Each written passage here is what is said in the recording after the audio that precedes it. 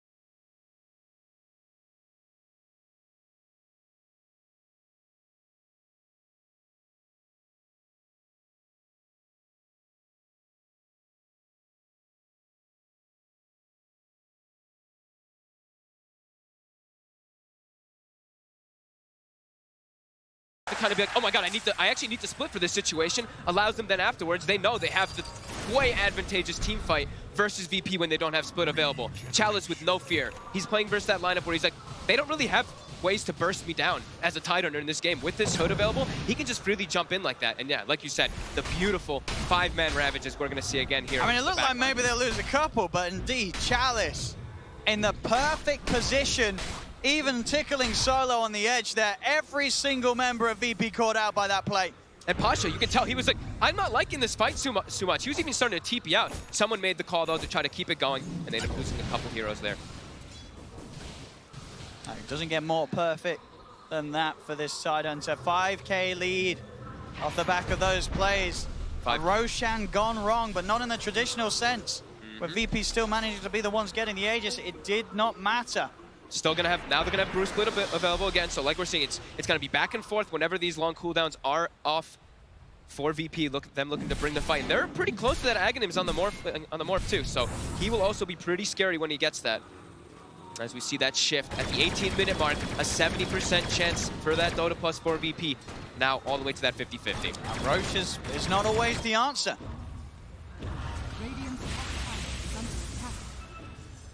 So LGD making that play. Not a play you always see. You know, only so the top of the top teams would make that. Yeah, to go in aggressive after the other team gets Roshan and Aegis. Normally it's okay, they've got Aegis, we've got to reset. They're keeping the pressure on, and LGD, they're straight back in, looking for the next fight already. Going for the big wraparound, but the scan comes out from VP. They think they got a slight vision of Ame there for a second there when they were trying to get the wrap. So you see LGD, they're trying to get the wraparound, get the backlines. Even though they're playing into the Bruce Split there, they're looking for the Earthshaker, they're looking for that Brewmaster. Trying to catch it. It's just every time that Ravage is back up, yeah, they're instantly looking for action. No slowdown in play from PSG.LGD, and this is starting to be the tempo that the draft panel talked about. This is what you expect from this lineup. Gyro, Rubik, and Sven ready to fight more than ever at this 24-minute mark. And double BKBs at the ready, so they're feeling a lot more careful versus this VP side. VP just, I think with this Aegis, this is like the farming Aegis. Just get the Aghanims on that Morphling so they can start hopping around as that Earthshaker inside of the fight's getting into the back lines onto those supports. But LGD, they're staying in unison. Every single one of them playing around each other, all grouped up and out down bottom as 5. Got about 1 minute and 10 seconds left on that Aegis. As LGD, they want these bounties. VP wants this fight here. They know the LGD's got the numbers, but they do have that Aegis on Ramses. There's the lead in next over, gets the stun. Ame gets got Roger's dead. Pasha will get the ult out in time. Will send Ame up into the air. Chalice is able to get in and claim the bounty room. You have to back away though, Pasha. That's a fully defensive split. He can't stay there.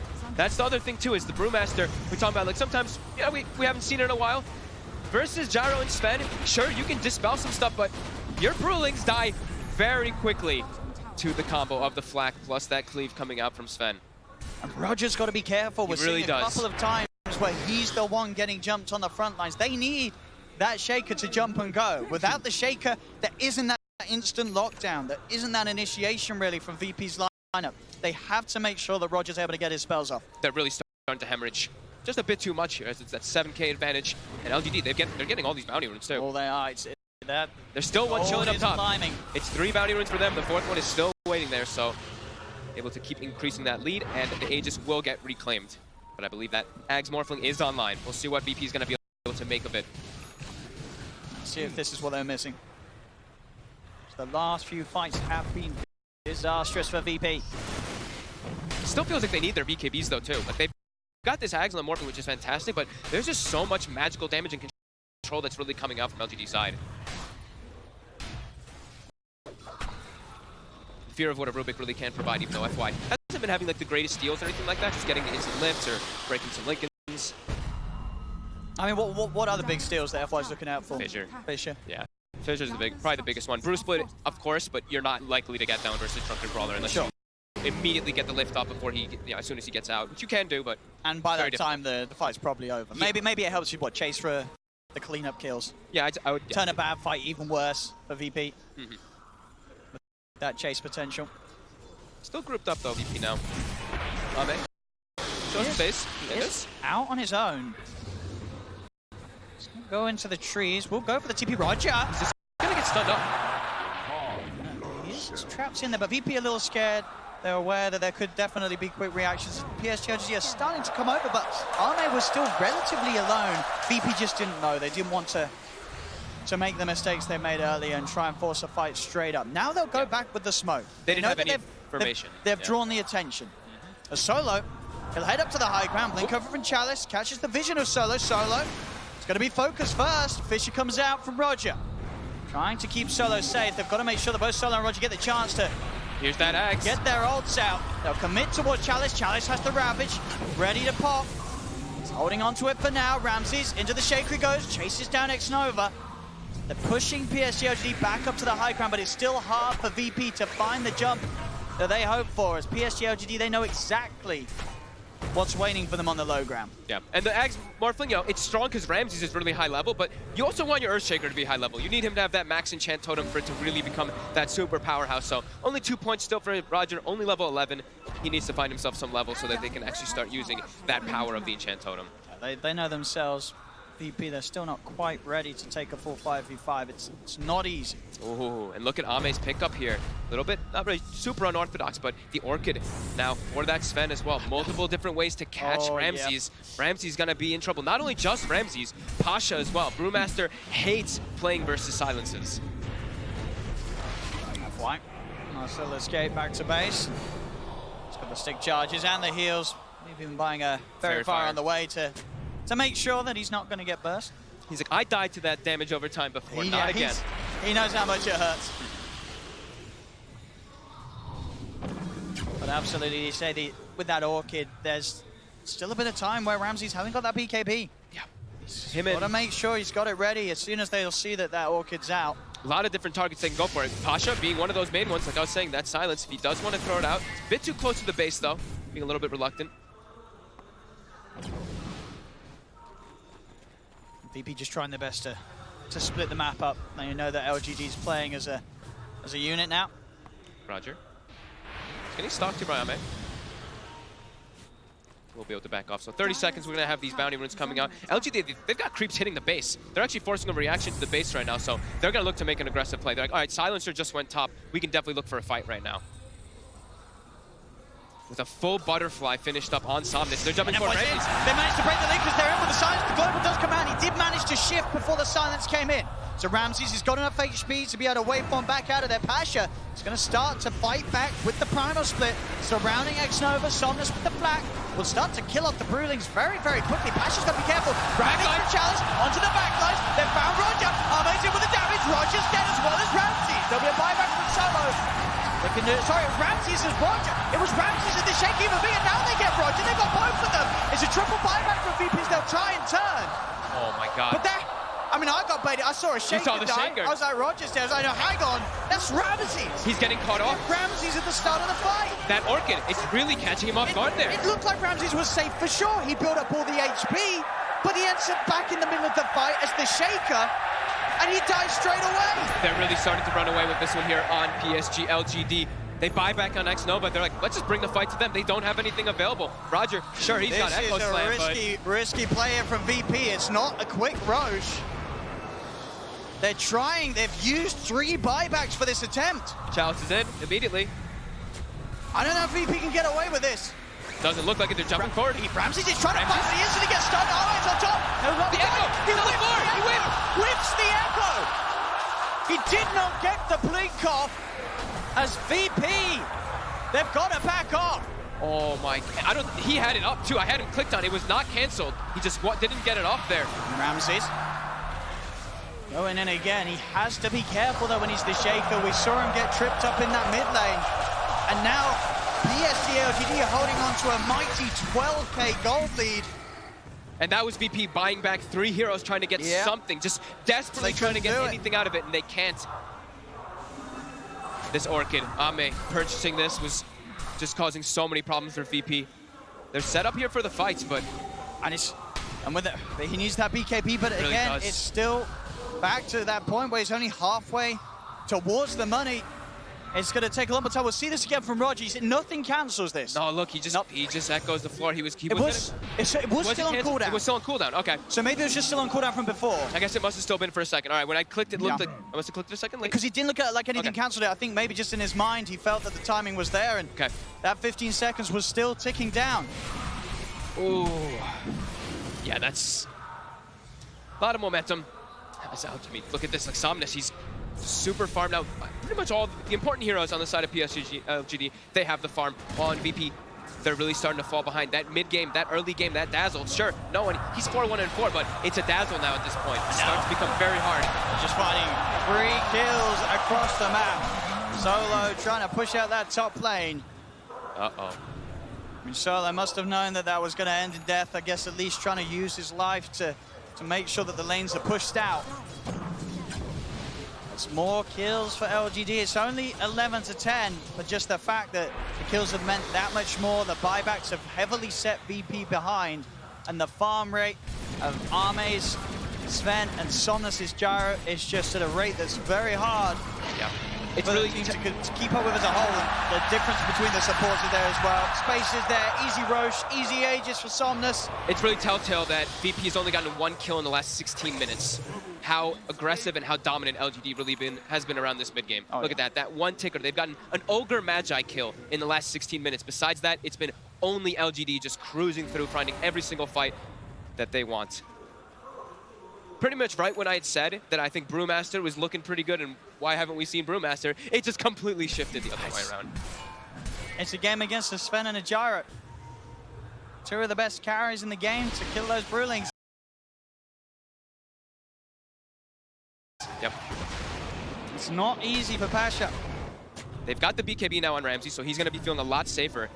But there's still so much damage now. Now at this deficit, do they even have the damage to deal with LGD's draft? As the BKBs, like we said, are ready. They've got their Aegises as well. And Chalice now picking up more items too. Has the Mac, going to be going for Greaves too. So a lot of mitigation going to be coming out for PSG.LGD. They do have Roger also hitting level 14 now for VP. So in relation to Ramses, he's going to have that Max Enchant Totem.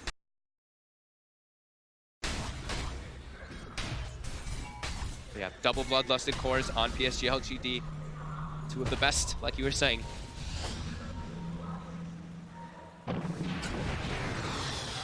I mean, is there a chance for VP that this morph could be the game-winning element? Is the sort of the morph shaker interaction strong enough to win a game when they're 15k down? They have to get some better forms of initiation. Roger, having such a solid early game, has not been able to find almost anything after that. Just seems like PSG.LGD always seems to know where he is in the fights and catching him at the start. VP. They will look to set up for bounties. Pasha, though, he's very far up and alone. He's out of the game immediately, walking to his death. They want more. But they won't find.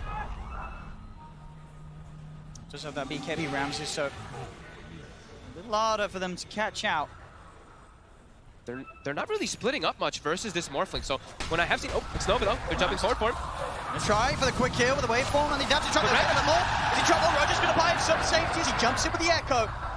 Will popped as well as VP will try and chase for another. They're blocked off Chalice with the Fissure. Very tanky. Tanky enough that they won't be able to commit and stick on him. Chalice is able to walk away. It's a buyback from Pasha. And again, it's just the Ogre dying. They cannot find any of the big kills. And that was an Echo Slam committed too. And they only get that Ogre. Now a full Aghanim's finished up on the Gyrocopter as well. Ramses. Considering going for something here. There's still the BKBs available though. He's just in. All the big heroes are here for PSG.LGD. VP have to hold back. There's no way that it's in their best interest to try and find a fight. And they will back away. So some of the times when I have seen these Ags Morphlings with the Earthshakers, what ends up happening is one team starts splitting up, and that's where the Morphling really starts picking himself up. Because you get the 1-by-1 kills constantly, you get these massive amounts of experience. But PSG.LGD, look at this, they're all just grouped up. They know how strong they are. They still have their Aegis available too. They're trying not to give VP any little type of breathing room at all. They're playing phenomenally as a team here. Oh, is he trapped? Oh, is he trapped? Oh, he's gonna be able to move out of that? No. Kind of stuck. He'll get out of it. Chalice. Oh, he's in position. Chalice again! He's in with the Ramage. They've got the center. The Grave does come out in time to find some safety for Ramses. He's back into the ball. will jump away. BKB popped by no one. BKB from Arme also about to wear off. So despite Chalice getting a big jump, this time VP won't have any casualties. They'll get everyone back to safety. Actually, nobody dies from that. He lands like a Dream Ravage in the backlines, but they're able to disengage. They've got the items now, VP, having those BKBs. The Linkers and the BKB, of course, on Ramses. They can play their way out of it. But do they have the damage is the question. They're going to be able to disengage, but will they actually ever be able to look for kills, setting up onto Somnus and onto Ame? It's seeming extremely difficult here, as Chalice always just seems to be in the front lines, not really taking too much damage. And immediately we'll blink away from Ramses. Yeah, they're just so tanky, and they're really all just starting to pick up more and more items. FY, quiet game, but you look at him trickling up on that net worth. He's ahead of Pasha on the Brewmaster. He's got a Hex queued up. We're already talking about the problems for Ramses getting caught by these stuns, by these silences. If they do ever get that, definitely going to be a really hard game for the Morphling. Yeah, but the butterflies on both cores as well. Yeah. Arme and Somnus. Oh, Ame also finishing one up too. He goes for the butterfly. Selling that Midas. Not wanting to pick up an AC. He just wants to get this instead for his team, as he's going to be able to have that one-to-one. No one really going to be able to bring him down too hard. The enchant totem, though, from the Morphling, you know, you do get that true strike. Which you do, right? That'll be one thing, but... Which you can sort of make it like, well, why the butterfly? We do see, obviously, butterfly it's such a value. sometimes. It's just such a value The item. attack speed. Yeah. Yeah, adds a little bit of armor that gives, I guess. And, of course, for just everything else that's going to be trying to hit him in the fight. Yeah. The splits, the summons from no one. Strength heroes, like, even like dating back forever, it's always been like, I want to buy a butterfly, but sometimes you just don't have the slots for it. This time he's feeling super confident. They have a 20k gold lead. VP starting to trickle their way out forward here. What can they find? Ramses. He's going to try and look for the opening. They get the ball shot of the two, but he's in on the back.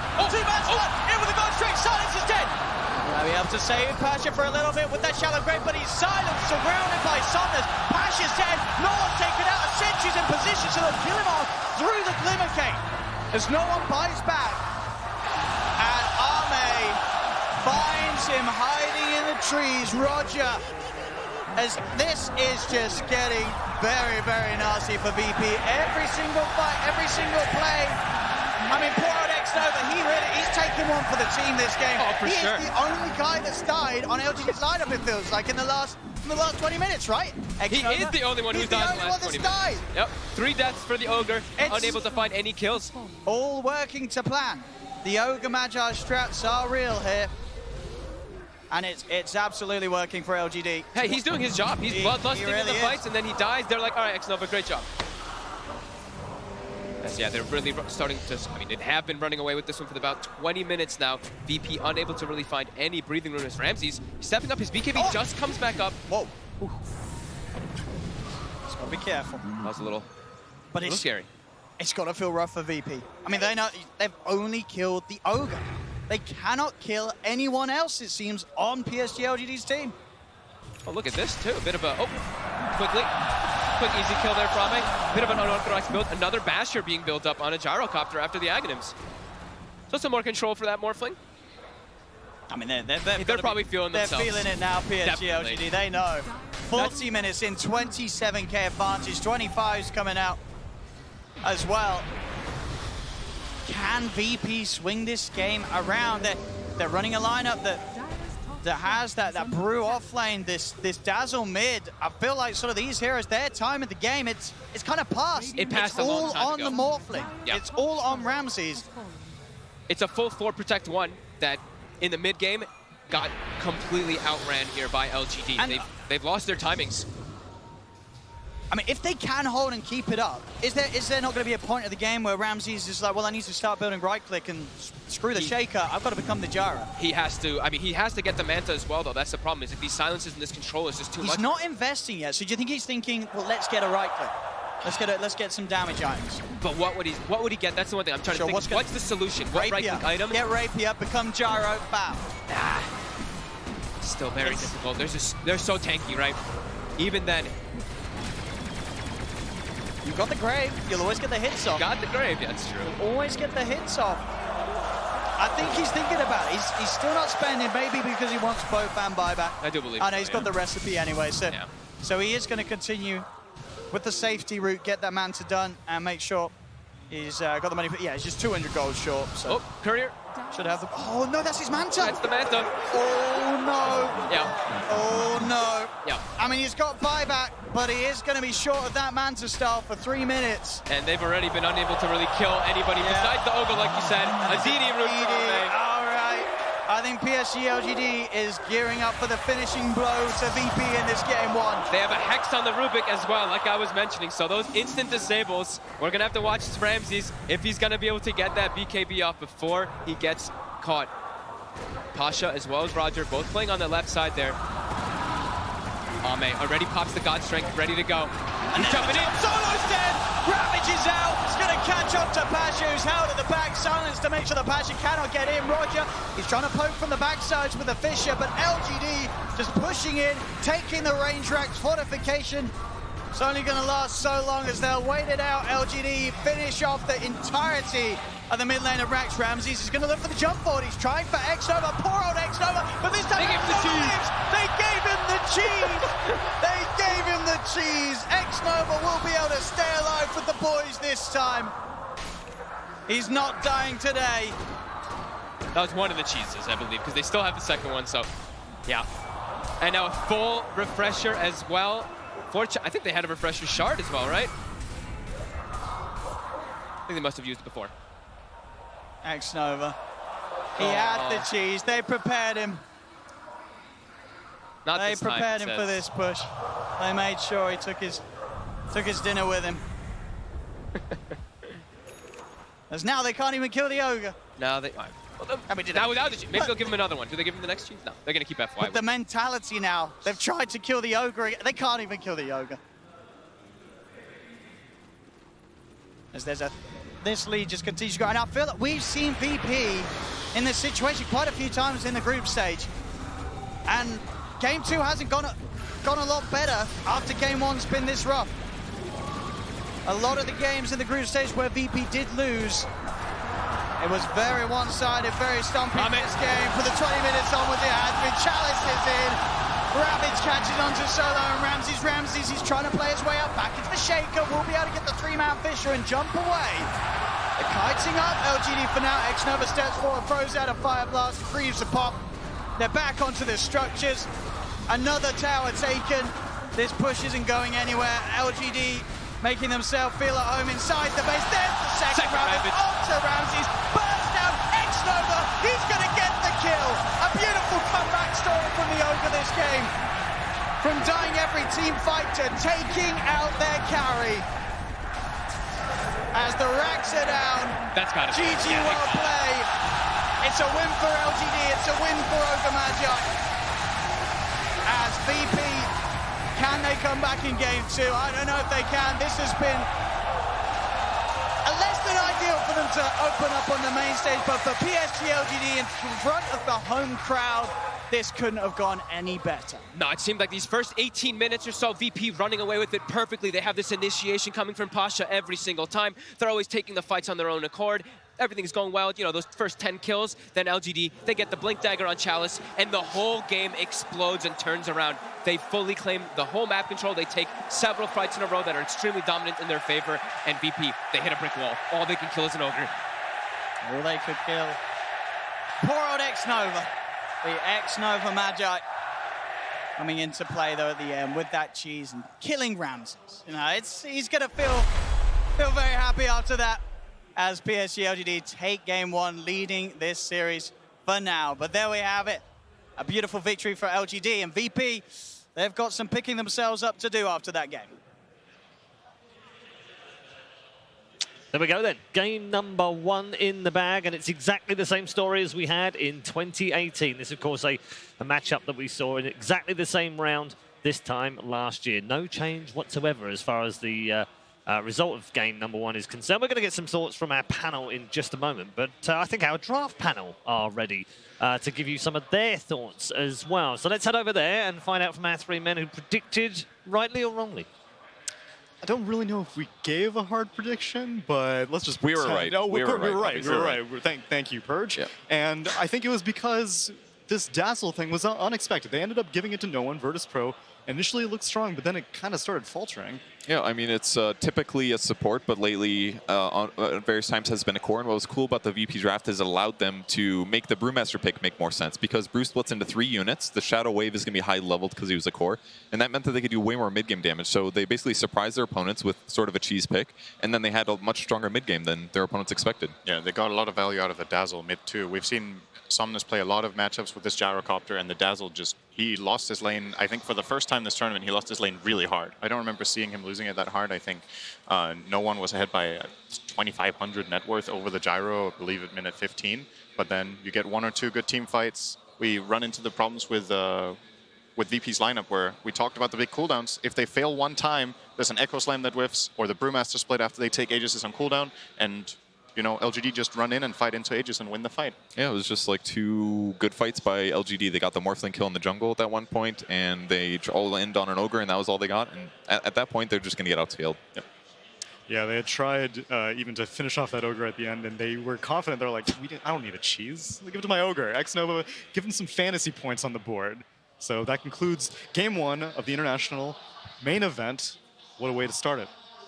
Thanks very much, gents. Yeah, we're going to get some more words from Lacoste, Lyrical, and Trent alongside as well. Gents, enjoy that? Yeah, well, do you think they're ever going to go back to them if they're wrong? I feel like... We don't go back to wrong people, Yeah. Trent. I mean, that's not how it works. That's the place to be. Yeah, you get to look good over there, you know? You make a mistake, they just forget But about it's it. okay, because we don't have to make any predictions whatsoever. We can just have fun over here. This is the fun place right now. Yeah, we're the fun. If we were smart, we would be on that panel, Yes. right? Yeah.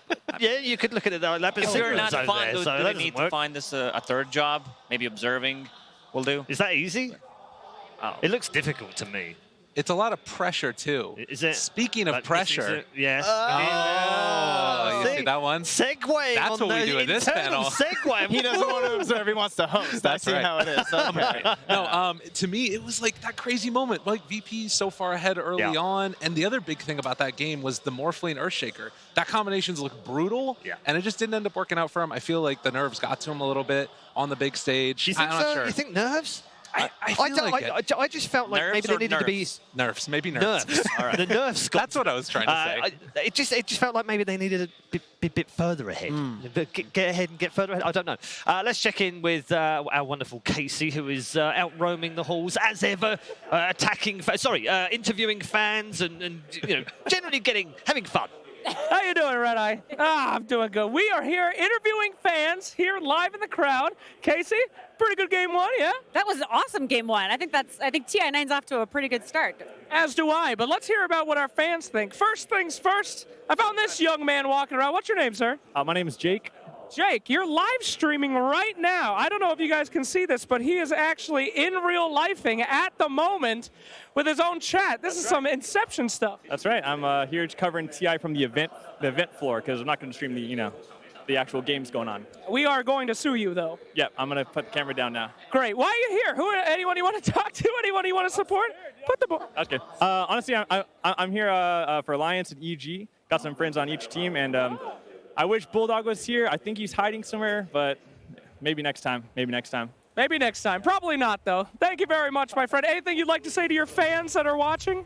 Oh, wait, these guys, wait, my fans are your fans? All right, thanks a lot, boss. All right, you were great.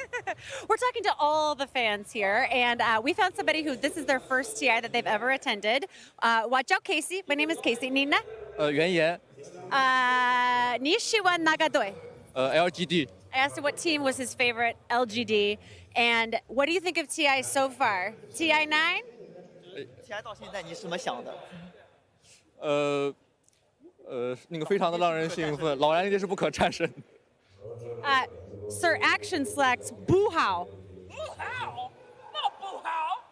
No Boo How. Sir Action selects Boo Shiwan. 喜欢。 End the segment, Casey. Thank you very much. What the heck's wrong with you? Shishi. I'm going to ask you one more time because I want you to be super excited. Nishiwa Nagadoi. LGD. Yes! Yes! Great! LGD, lots of fans in the crowd, and you are still watching your own feed. I just subscribed to him. Did you? No, I did not. Thanks. He subscribed to me. He can't be subscribed to everyone out there. Thank you very much, Casey, and Siraction Slacks out there enjoying themselves, but fans also enjoying themselves. Anyone here for their first TI? Anyone? I mean, if playing a Technically not, because TI... you've actually played here. That doesn't count, Lacoste. You've been to 3. Anyone else here play at a TI? I don't think so. Well, not yet. Hey, the Synderen. Synderen has, on the other, it's got a good win rate, by the way. Only 4? That's a good number. Good win rate. Yeah, Tsunami here, enjoying his first. I'm having a ball. Having fun? I was obviously very skeptical, like, oh, you go to a China TI, the crowd, will it be as emotional and everything? Yep. My ears are ringing Dude, already after day one. Dude, it was freaking loud. I honestly, the last time I remember it being kind of like, oh my god, can you guys keep it down? It was Manila Major. Yeah. Like, those guys were insanely loud. These guys are on a par. Seriously, it's been a great time. Gents, let's move towards our second game. Obviously, we can wrap up on the first one as well. Trent, what do you make of Virtus.Pro? Because, like I said, I ended that bit before we spoke to Casey. I felt like maybe they need to be a bit further ahead. It's a strat they've run before, this mid-dazzle. Yeah. And it often looks fairly similar. They get very far ahead, and you're like, oh, this is rolling really well for them. But the problem is it's very temperamental. It's artificial, isn't it? Yeah. You make one mistake, it's over, right? And that happened, it was kind of like 2 mistakes first. Like the push gets denied, and then you kill the Morphling once, and you just feel super good on the side of LGD. Yeah. The strategy is good if you're snowballing, because you have Dazzle, who's going to get this Necrobook level 1, then he's going to get the Guardian Greaves, but you're playing against Sven, who's one of the better heroes against Brew, and the Necrobook, he just deletes both of these heroes instantly, even after the split. And to me, it was like that moment, too, where you don't necessarily want to pick the strats that are on such a tight timing. Like, the cores from LGD, I think eventually were always going to be able to catch up in that game once they found and killed the Morphling. Well, so that's why you got to be fast. Exactly, and that's the problem. I think playing on a timer Just in this environment... Play faster. Yeah, exactly. Yeah. Lacoste gets it. But PSG.LGD, though, I mean, that's a great start out of it. They needed that one in a way, didn't they, Lyrical? Because they don't want the crowd on their back, and I know they probably wouldn't have them on their back, but they'd be nervous. They'd be more nervous if they won 0 down. They'd be on their back. You think? Yeah. I mean, I was trying to be nice, but... No, seriously. Like, but that's the thing about these fans. They're the most passionate, right? Yeah. It's the same thing in the C region, right? You feel that energy, and then the second you make a mistake, the second you lose one game, it is brutal. Yeah. They turn on you very quickly. I think that... it sounds like you have some expert knowledge here, Trent, from hockey. Well, I have people turn on me all the time. It's right. I remember you last year with the jersey. Exactly. It was terrible. Yeah. They thought I was so nice. Well, I think you kind of brought it on yourself with the wrong jersey. That's true. And that's where you went with them. No bad jerseys this year. No, I'm good. Not a lot of hockey fans in China? No. Okay. All right. Surprising. Weird. Who knew?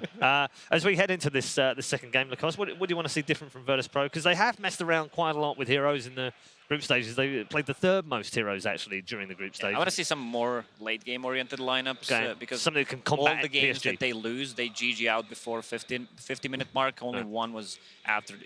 They're the team that... is going to call an early GG, just focus on their next game. And that said, they hung in there on game 1, though. They were like 20, 30K behind at some point, and they hung on. For a moment, I thought that they were going to call GG way earlier, because that's how they are. They just focus on the next one. Yeah, okay. I kind of like the idea of getting more aggro early. I think you need to have that late-game insurance, but like you got to go back to the core of what made this team great. And to me, at least, it felt like it was always getting in somebody's face. Spear Breaker, Disruptor, just run at people, you know? Make them feel uncomfortable. More CIS-style Dota. Yeah, exactly. It's hard now, though. I feel like the offlaner is one of the heroes that typically helps facilitate that, and the offlane pool is awful right now. You play Ogre or Ench, or you kind of do not. I mean, Chalice did a pretty good job of being aggressive. Same for everyone, though, Trent. I know. Another That's why it's hard for Virtus.Pro. But other teams are making it work fine. Well, you need other people to step up then. Yeah. So you're gonna. So I just don't think Pasha can really be the one to lead it. We need the Darks here. That's what you're telling me. Maybe. I don't know about that though.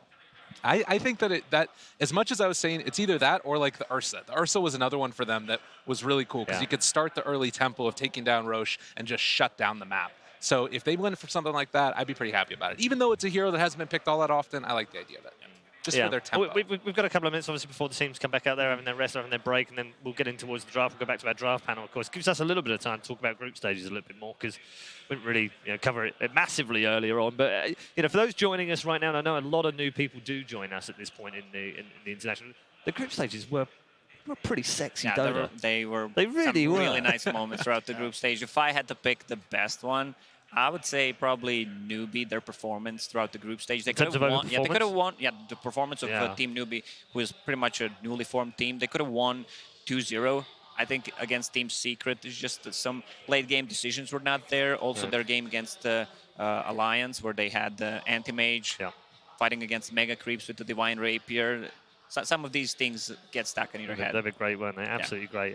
Also, I just want to throw it out there. The rampages.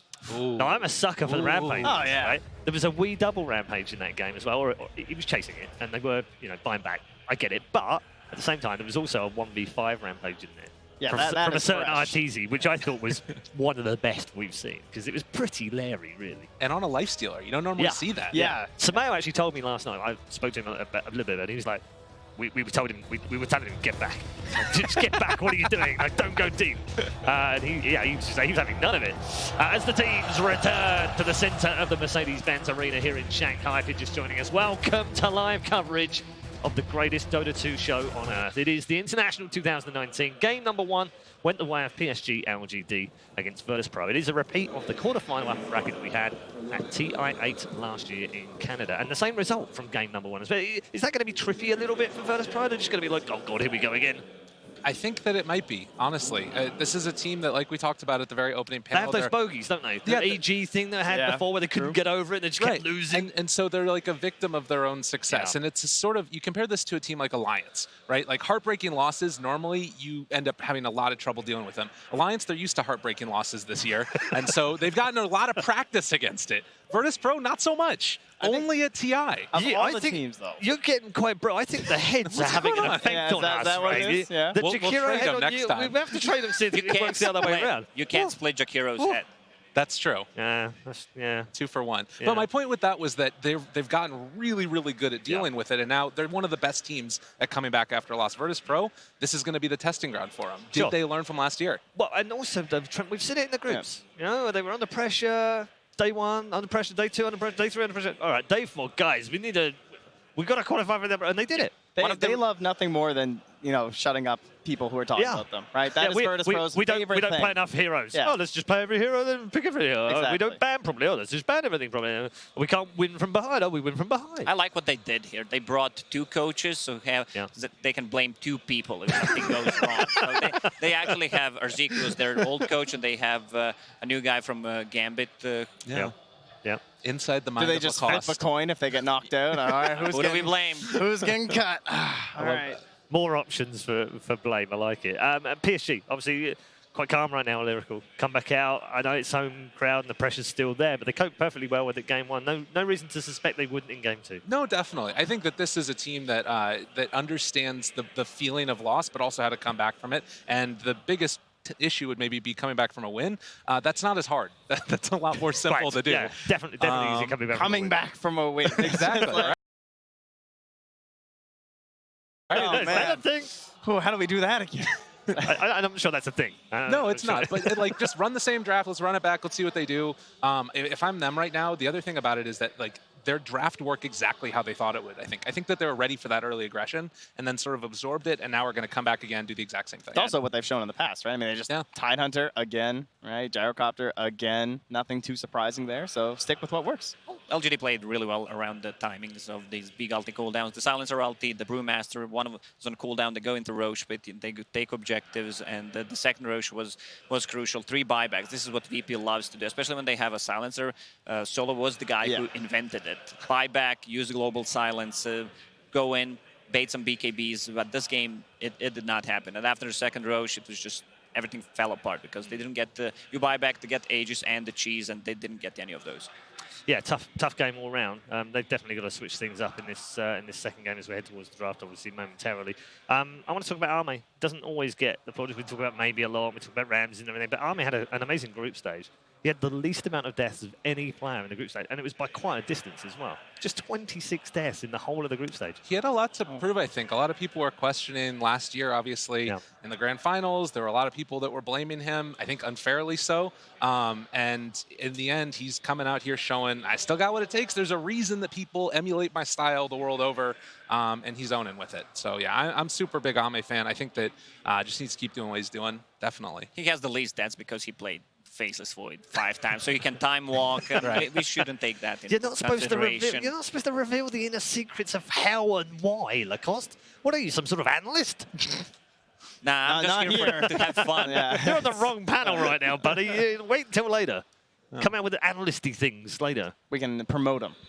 You know, Promote? Is that a eventually promotion? I think so. Oh. Promotion except working for the with these host, guys? because Yeah. It's a promotion for the analyst. For Right. the host, though, the desk gets much smaller. You know, Right. first TI, very little. Well, we teeny don't, tiny we don't want to desk. get too carried away. Yeah, I the mean, big head kind of a he deal. He had a Yeah. good group stage and some Yeah. multicast stuff. We don't want to get too big.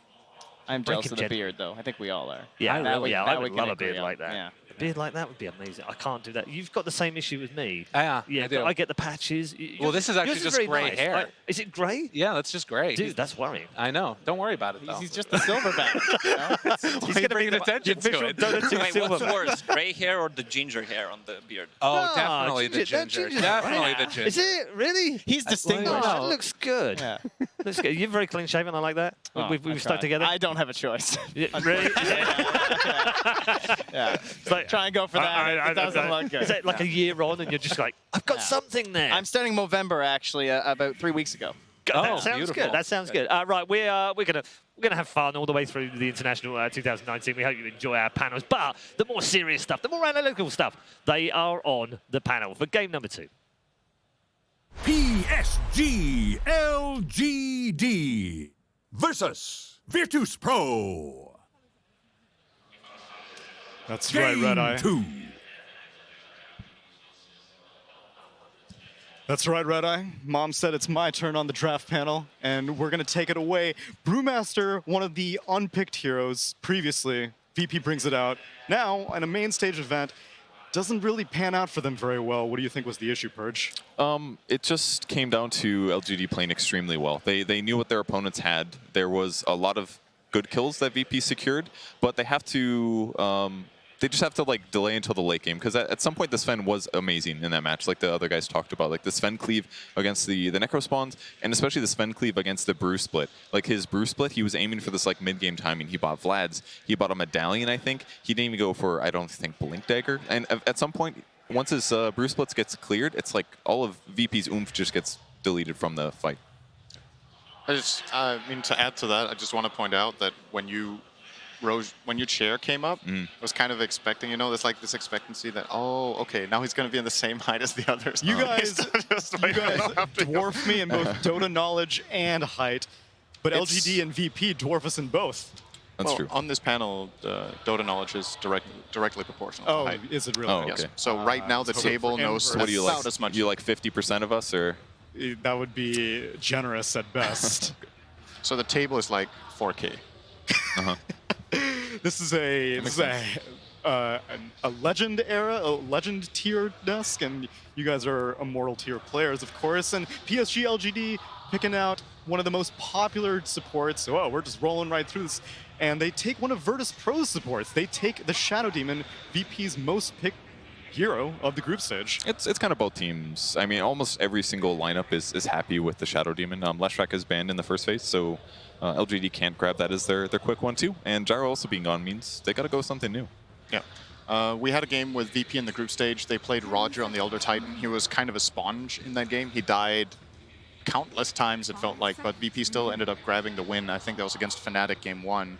One of the really important wins that got them to this stage. So probably going back to that because they felt like, okay, if we can have a game where Roger is not shining on the Elder Titan and we can still win, this might be something to revisit, and stealing the gyro away is obviously great. I thought maybe we were going to see a Mirana from LGD in this slot with the Shadow Demon, but I don't know how much they've even played it here. It's been a hero mainly other teams have been favoring as an overall. FY definitely had a breakout performance on it in the group stage, but it hasn't been necessarily one of their comfort heroes. The Tide pick, we saw it last game. I thought it was extremely effective, especially against the Dazzle strat. Like, how disrupting it is to know that, like, almost everybody that's within cast range is going to get stunned if they don't have BKBs active. It really was a big deal multiple times. Chalice's ultimates were effective consistently. He was like the stun follow-up with his carry, and they know that they're going to have a decent laning stage because Tide can lane against a variety of heroes and can transition well. They use Tide for something that very few heroes can perform in the game right now, which is they use him as a wall. So if VP want to push towers, they plant Chalice there as just a problem. Yeah, and when it comes to Roche, right? VP were trying to Roche, and Chalice would just blink in, anchor smash, and run out. Get information, buy time, outlast cooldowns, and then they could fight. So they're very conscious about how to use Tide in this way, and because of that, I think it would be really cool to see VP grab something that stops Tide in his tracks. Grab a break, or grab something like Disruptor, who can catch him in Static Storm, so he's like consistently silenced throughout the kill. And they can get something going, but of course they are playing into a save. So if he is aggressive in those push moments, they can actually have a way to turn that into a team fight for VP's favor? Especially at Roche, right? If you have the Disruptor and the Tide blinks in, and that's how you try to counter Roche fights, you can just Static Storm him in the pit and Kinetic Field him and get a fight going where Ravage is not a factor. But of course in this game there is the Shadow Demon save you have to work around, so it's definitely not easy whatsoever, but they need to not let Chalice have this high of an impact in the game, I feel, and I think that's why LGD rate this hero so highly. There's two heroes for me that Chalice stands out on right now. One of them is the Enchantress that got banned, also huge Chalice hero last TI, coincidentally, and the Tide Hunter. So, you know, if VP have to ban all these other heroes, Chalice will get one of those too every time. Just be cool to see him forced into another role, or another hero. So we have one potential solution to make a Tidehunter scared. We have the potential for an instant Hex on the field now. Lion selected by VP. This is one of the solutions to maybe make sure that whenever you're getting initiated on by LGD, you have some options to make sure that your entire team is not getting ravaged.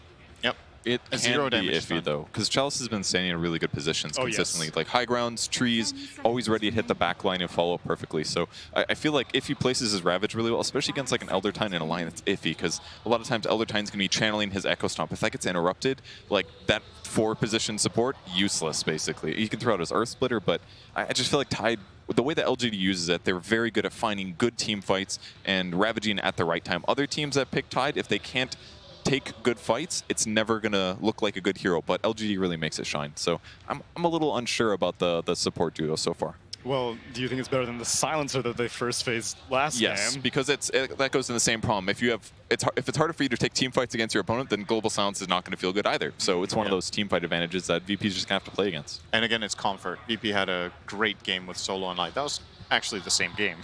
Elder Titan had a lot of deaths, and Solo ended up being the position 4 and had a huge impact on that win. The difference being, though, that in that game, VP specifically counterpicked a core with the Lion. That was a first phase Storm from Fnatic in that game. This time around, Lion isn't really particularly good against any of these two heroes. The Hex is alright against Tide because it's a 0 damage stun, so you don't proc Kraken, but against Shadow Demon, I'm pretty happy to play against Lion. You have the save against both of his stuns, and now the Kunkka as well can be used to make heroes survive this possible burst that Lion can provide. And that's a good point, and I think that's basically what VP grabbed the Lion for, because it combos well with Elder Titan. Elder Titan does the magic resistance reduction. Lion Finger and Stun is going to feel a lot stronger, even if he's not very farmed on the backline. So, like you said, the Kunkka boat's going to delay damage they take. The disruption will potentially stop that burst, but if not for the boat roam, yeah, it looks like they have a burst damage lineup building up so far. Pangolier. Okay, here's their team fight hero, right? Lane-wise, it's not the strongest hero, but if he has a good laning stage, you can cascade in some damage items. Your Rolling Boulder is one of the strongest teamfight ultimates in the game because it just causes disruption against heroes like Shadow Demon or even Kunkka. Just keep interrupting them with stuns and let your team do the damage. And it's sort of an equivalent for the Tidehunter on this VP draft, that you need someone who can be okay soaking up damage, and if you get a good shield crash proc, you will have plenty of damage reduction from his second spell. Yep, and this is his first skill, or Swashbuckle. You can move, but do a bunch of little slashes. If you build the right items, you can do a ton of damage with it. But the big one is his ultimate here. Turns into a ball, bounces around, does tons of stun disruption. People are just... It's very difficult to fight into Pangolier if he gets his ulti off. And look who decides to show up. There we go. The one concern I have with this Pangolier pick is that I think when LGD are showing both Tide and Kunkka, these heroes, there should be some overlap between what heroes are good against these two in the game and in lane, right? Is that because they're similar? Yeah, they're both melee strength heroes, right? And you know the Tide is going on Chalice. You know the Kunkka is going on maybe, unless they pull some complete curveball and put it safe lane or support maybe. Yep. Well, the thing is, it's true. It could have been a 4. That's a really good point. At the time, at the time, yes. At the time, Kunkka would have been a 4 with Shadow Demon, and LGD would play that. That's a really good point. Because I was already thinking, okay, how can LGD or how can VP start try to get a similar start to before, where they punish Somnus in mid, get a good counter matchup, and try to go from there. And I don't think Pangolier wins against Kunkka. No. I think if at best it's a draw. Like, that's got to be the best possible outcome. And Gyro against Kunkka, I think that's also kind of a draw. So so at this point, it's all but confirmed that FY is most likely going to be on the Mirana, X-Nova on the Shadow Demon, Chalice on the Tidehunter. Now we just need to see how LGD decide to rearrange their mid and carry roles. VP is obviously expecting this to be a mid Kunkka as they ban out the Faceless Void. Yep. That was the hero that Ame was using effectively. It's very good with Mirana as well. Chronosphere, you get a guaranteed 5-second arrow. Basically means every time your Chronosphere is off cooldown, you're going to kill somebody. And because VP doesn't have any defensive saves right now, other than like Elder Titan hitting a backline or Pangolier doing the same thing, it could be very dangerous with when they already have a teamfight advantage. Because they have very good heroes for forcing their opponents to stick around or somebody to get left behind and die with the X. So VP's got to have maybe mobile heroes, try to pick fights in a safe way, or they could grab a save, but most of the good ones are gone. Is there any reason you wouldn't pick Sven right now, again? On LGD side? Yeah. It depends on if you want a long fight or a short fight, I think. The way that Kunkkas choose to build, like if he goes for a Radiance sort of build, then maybe you want a long extended fight and you go for something that, I don't know, maybe like a Leshrac. But they want to go fast. Yeah. They want to go real fast. Phantom Assassin picked up as the core role for LGD. I like that a lot better because it's a little bit more bursty. He's going to hit the back line, be able to kill a line really easily, Elder Titan very easily once he gets BKB. And he can also jump around to dodge things like rolling boulders. Sven would have had a disadvantage in the early game pre-BKB against that. The thing is that both those heroes will have to be very, very wary of the disarm from Pangolier. It's true. So, shot. One of Phantom Assassin's biggest weaknesses is the laning stage. Yep. She has a lot of weaknesses against a lot of heroes and lanes, but they're probably expecting this to be an offlane Pangolier, who's also not a strong laner, so because of that they can get away with this. But VP could put this Pangolier on no one. He's a very adept Pangolier mid player, and they could pick the final hero for Pasha, who can defeat this PA in lane and be good in the game. I kind of like the look of maybe Doom. You could Doom out the Tide. You're good. You're pretty good against PA in lane. You buy a chainmail, or maybe you're lucky and you devour an armor creep, and you can play that lane together with either Elder Titan or Lion, and just have that high impact later on in the game. I like that idea. Maybe they want another tanky stunner hero potentially that's going to lane well against the PA. Because right now with the things like having X Torrent into Arrow, for example, it's tons of stun duration. Having a more tanky hero might really help out against that kind of a combo, because I've seen a lot of games where Mirana just wins the laning stage because they're very good at executing the chain stun combos, and there's not much you can do about it. Oh, it's a mid-gyro. Vintage pick. So this is something similar. I don't remember what team did it, but they picked a PL with the purpose of blocking arrows with the illusions. I think TB can do the same thing with Conjure Image. It's going to give them the protection against the Mirana arrow combos because you can just use your illusion to block. I think that's what they're going for here, while it also being an okay carry. It's a high armor hero against PA as well. It's one of the carries that PA has the hardest time against, simply because she can't burst that hero. It just tanks too much of the damage when it gets its first major item up. And yeah, it's a Ramsey special. So. And PA's BKB is going to be whittling down to 5 seconds extremely quickly. You're going to have to be dealing with a Lion, you're going to have to be dealing with Reflection, Elder Titan, all that stuff. If she gets an early BKB and they don't manage to wrap the game up early, that could be devastating for LGD. It could, and it kind of depends on how well Terrorblade does. There's a lot of stuns on the enemy team, so if he's not super far ahead, he could definitely get bursted with Chimchain stuns. Well, let's just see what one of the VP coaches have to say about his draft. We've got Casey speaking to our Zeke. Yeah, that's right. We're here to just get a little bit more of an idea of how you're feeling about the draft. Are you feeling confident after this draft, and how does that compare to how you felt after game one? Of course. Did you see Ramses playing TB? We're super confident. We call it Papochka na TB. Okay. Now, what about how you feel about your confidence level winning game two? 100%? More than 100%. More than 100%. Yeah. This is also the first time for TI that coaches are able to sit and listen to the in-game chatter and the conversation of your players. What has that been like for you, and how has it helped you as a coach? I'm super excited that that they invented it, that we can listen to it. Super excited, and after the game, me and the second coach, we can tell the team what they can do better about communications and stuff. It's really good. It helps the overall communication of the team. Yeah. Well, best of luck to you, and can't wait to see how it turns out. Thank you so much. Thank you. All right, Fogged, back to you and Owen. Thank you very much, Casey. Yeah, it should be an exciting game too. And great to see the confidence there from RZ coming into this. He truly believes in the Ramses Terrorblade, and as he pointed out in the past, there's very good reason to believe in it, right? This back in the day was the hero that Ramses would just insta-win games. Teams were first phase banning the Terrorblade. It's a bit of a different meta, a bit of a different time. Does it still have the power, and especially against this lineup, to get VP that win? Whew, not too sure. They have a lot of different solutions for it, though. The high armor, though, on Ramses, on that Terrorblade, definitely very good pick there versus the PA, as well as versus that Tidehunter. The Anchor Smash is still going to be annoying because you reduce a lot of that damage, but you won't take as much, at least, from it.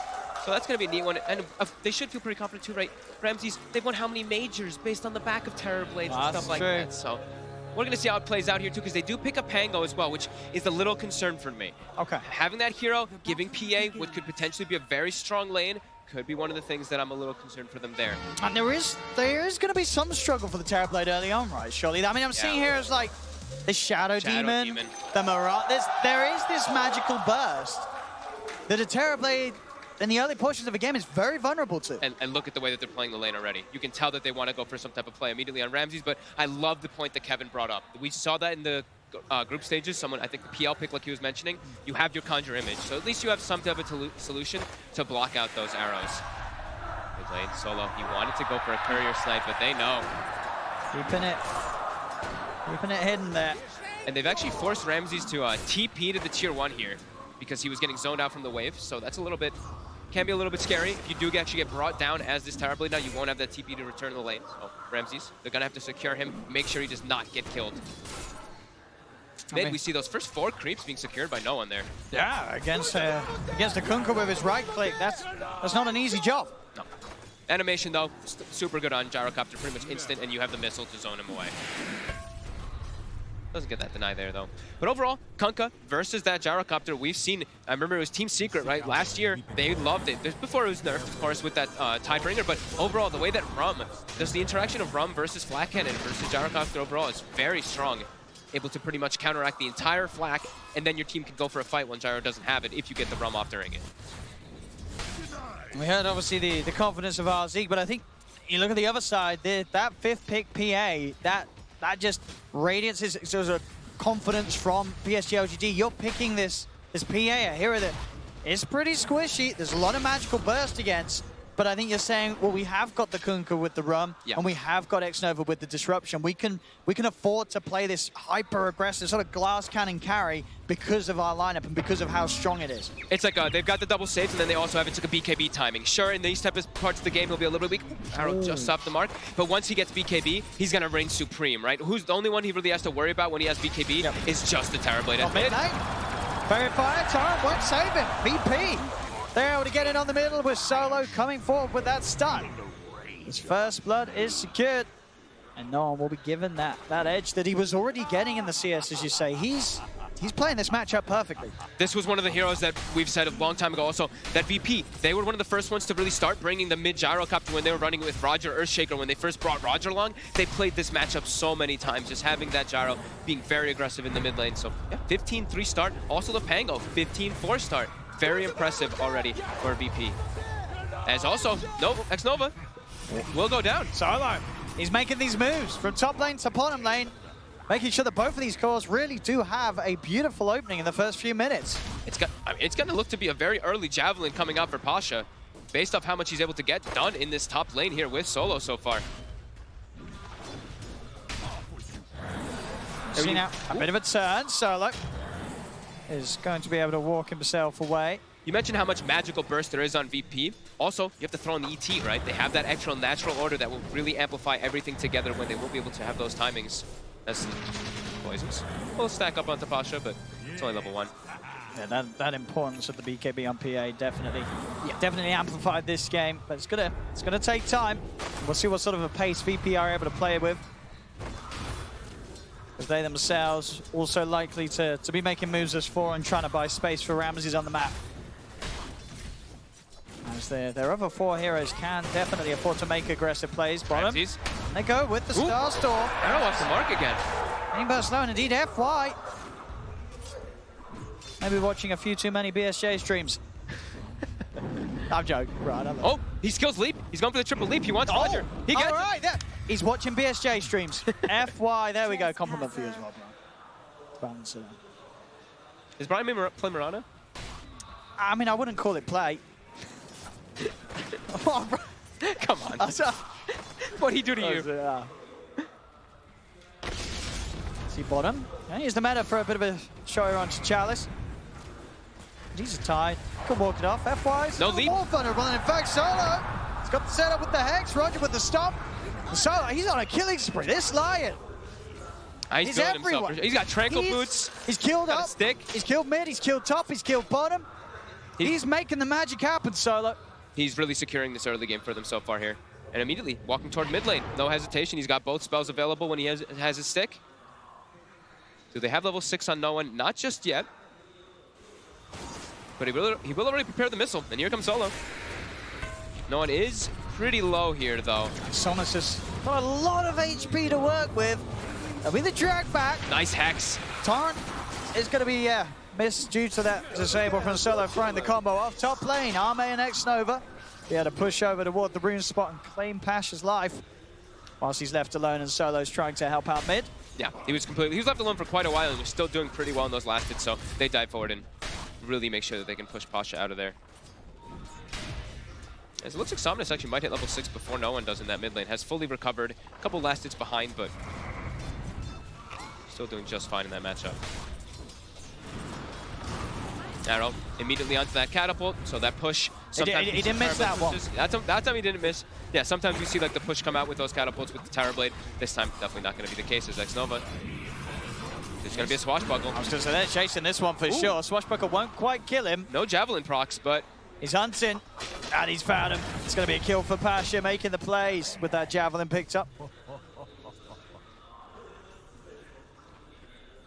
FYI, he wants to make the first rotation himself onto mid lane. It is spotted immediately by that VP bottom ward.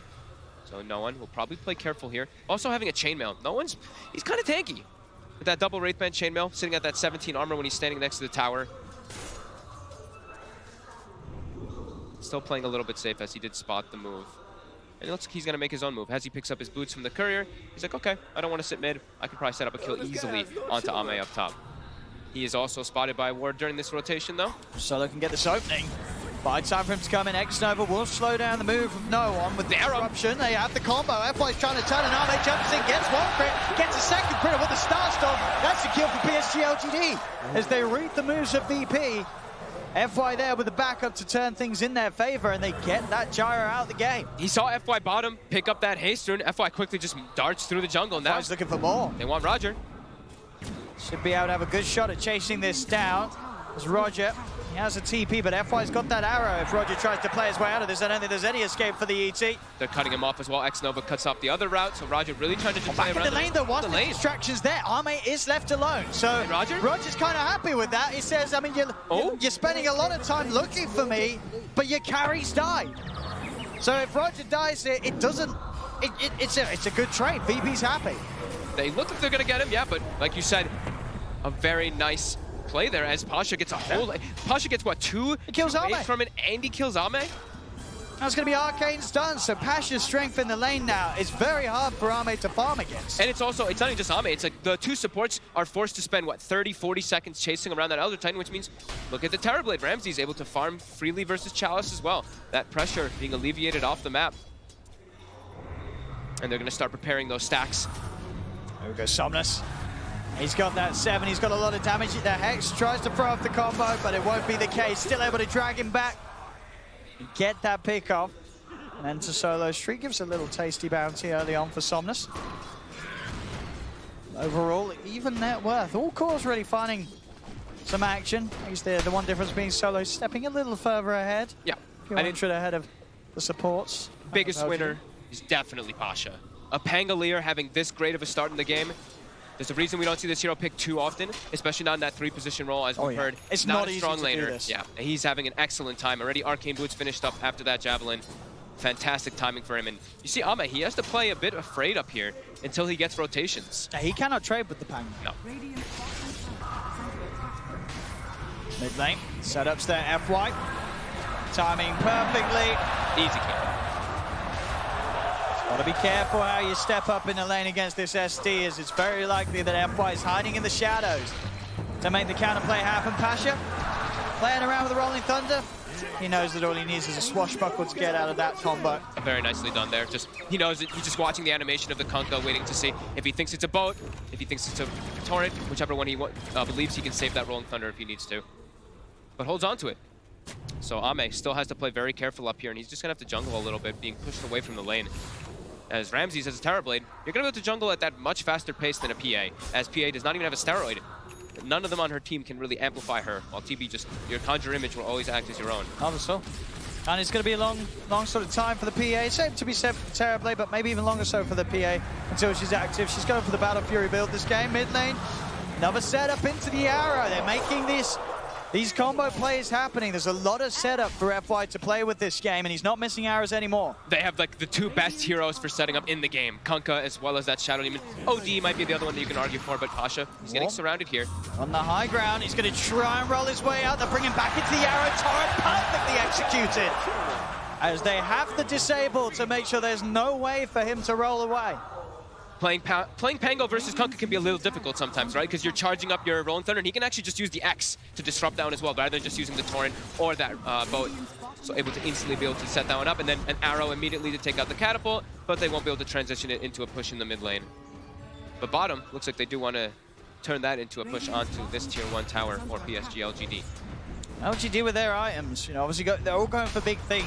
Somnus also is the double brace Radiance build for Kunkka. That's like the Kunkka build now, it seems. Yeah. It just makes him so tanky and so hard to deal with in these fights. Especially when he's playing versus a Terrorblade, right? You're playing versus an illusion-based hero, you want to go for that Radiance on the Kunkka. Yeah, Radiance on Kunkka, and as I say, the Battle Fury on PA, they will have ways to deal with Ramses' army. I think I feel like you have to almost go on PA, like Battlefield for PA. And he's like one of the few heroes, like anti-mage and PA feel like they probably just need to if they don't have their own type of steroid. If you don't have a Magnus, you don't have Bloodlust or somebody else that's just giving you that way to farm a lot faster. You don't think sort of a Deso rush is, it's just too risky nowadays, one bad fight and you're not coming back into a game? I think versus a hero like Terrorblade, it's not worth it. Versus the other four, sure, but TB has such high natural armor. Get the pull back onto Roger. Just throw the ult out. It's going to clip onto Somnus. Pasha's still trying to fight with the supports as they're rolling onto X-Nova. But attack on Solo. Jump in. It's an easy kill for Ame. These fights now, they're trying to force them, VP, but PSG.LGD, they just turn, they jump, they get these kills. And those early ganks from Solo just, they're miles away. This game has turned around. PSG.LGD making the leading moves. And all three cores benefiting. They need no one to be the one to making the moves around, but he's probably feeling a bit reluctant. After that move, he makes the move top and then just dies immediately, gets his game set back heavily. Probably doesn't want to be the one to make moves until he has that drum finish stuff. So for now, they're going to be a bit limited in their movement, while LGD, they're just cruising back and forth, looking for plays constantly with that Kunkka as well as that Mirana. And they're just constantly setting up, protecting Ame's jungle. The arrow. Not being thrown out here. Now it's going to get close. He's going to get hit. Good jukes to Solo, but still taking a lot of damage. FY. He tries to come in, but the turn, the finger, FY. Oh, FY. Why? I mean, he wanted it. He did. I mean, he got the finger. And that's a finger buff for Solo. Overconfidence. Probably not expecting everybody else to be there, but still. Yeah, feeling himself there for sure. Probably, maybe not even getting a kill there. Solo's still pretty tanky with this, like Tranquil Boots as well as his Bracer. Like, this is a line who's gotten a lot done in the early game, like you mentioned. He kind of is the 4 position already at this point for his team. That being said, frontline for VP, a little bit concerned for them, right? You look at their heroes, and they're fairly squishy on their draft. Yeah, it's what Pasha, as long as he gets the Rolling Thunder off, he can sort of be the man to go in. But there are ways to kill him. You know, they have the PA, who's just straight physical damage, which Pangolier does not really like playing versus too much. So they don't really have that best frontline because Roger has been relegated now to the 5 position. So their frontline is definitely lacking it versus what LGD has, who has the best frontliner. They have the Tide Hunter. And a Tide Hunter covered in Kunkka's ROM. Absolutely. And Kunkka Somnus, 3,300 gold on that relic. It's pretty much there. It's going to be a very fast timing from Somnus this game. And a fast Battle Fury too. Ame already having 2 pieces. He's only like 1,600 gold away from that Battle Fury. This is scary for VP. It may only be a 1k lead, but the fact that PSG.LGD are getting this space for these 2 cores, that passing in 2 minutes time, and they're turning up with the Battlefield. Well, I mean, might choose to stick to just focus on farming for the next time afterwards, but at least with Somnus coming to these fights with a Radiance, it's not going to be easy for VP to take the fights head on. No, especially because Ramses is not going to be... Ramses turning up to the fights, there's a lot of control, there's a lot of magic damage for this Terrorblade to deal with. He's not going to be able to just walk in with his illusions doing anything possible because there's Torrents, there's Cleaves, there's the Boat, there's the Starstorm, there's so many different instances of damage that can clear out those illusions very quickly. So Ramses' game is going to be tough. They really need to start rallying around the Gyrocopter, and that's what they're going to do. The drum is finished. They've got Maelstrom as well on Pasha. He's looking to see what he can make. I want to see Pasha switch this up, though. I think he should go for the mech build in this game. Instead of just... I mean, he has the Maelstrom already done, which is great damage, that magical mixed. But now he's queued up the Aghanims, and like we said, their front line is definitely lacking.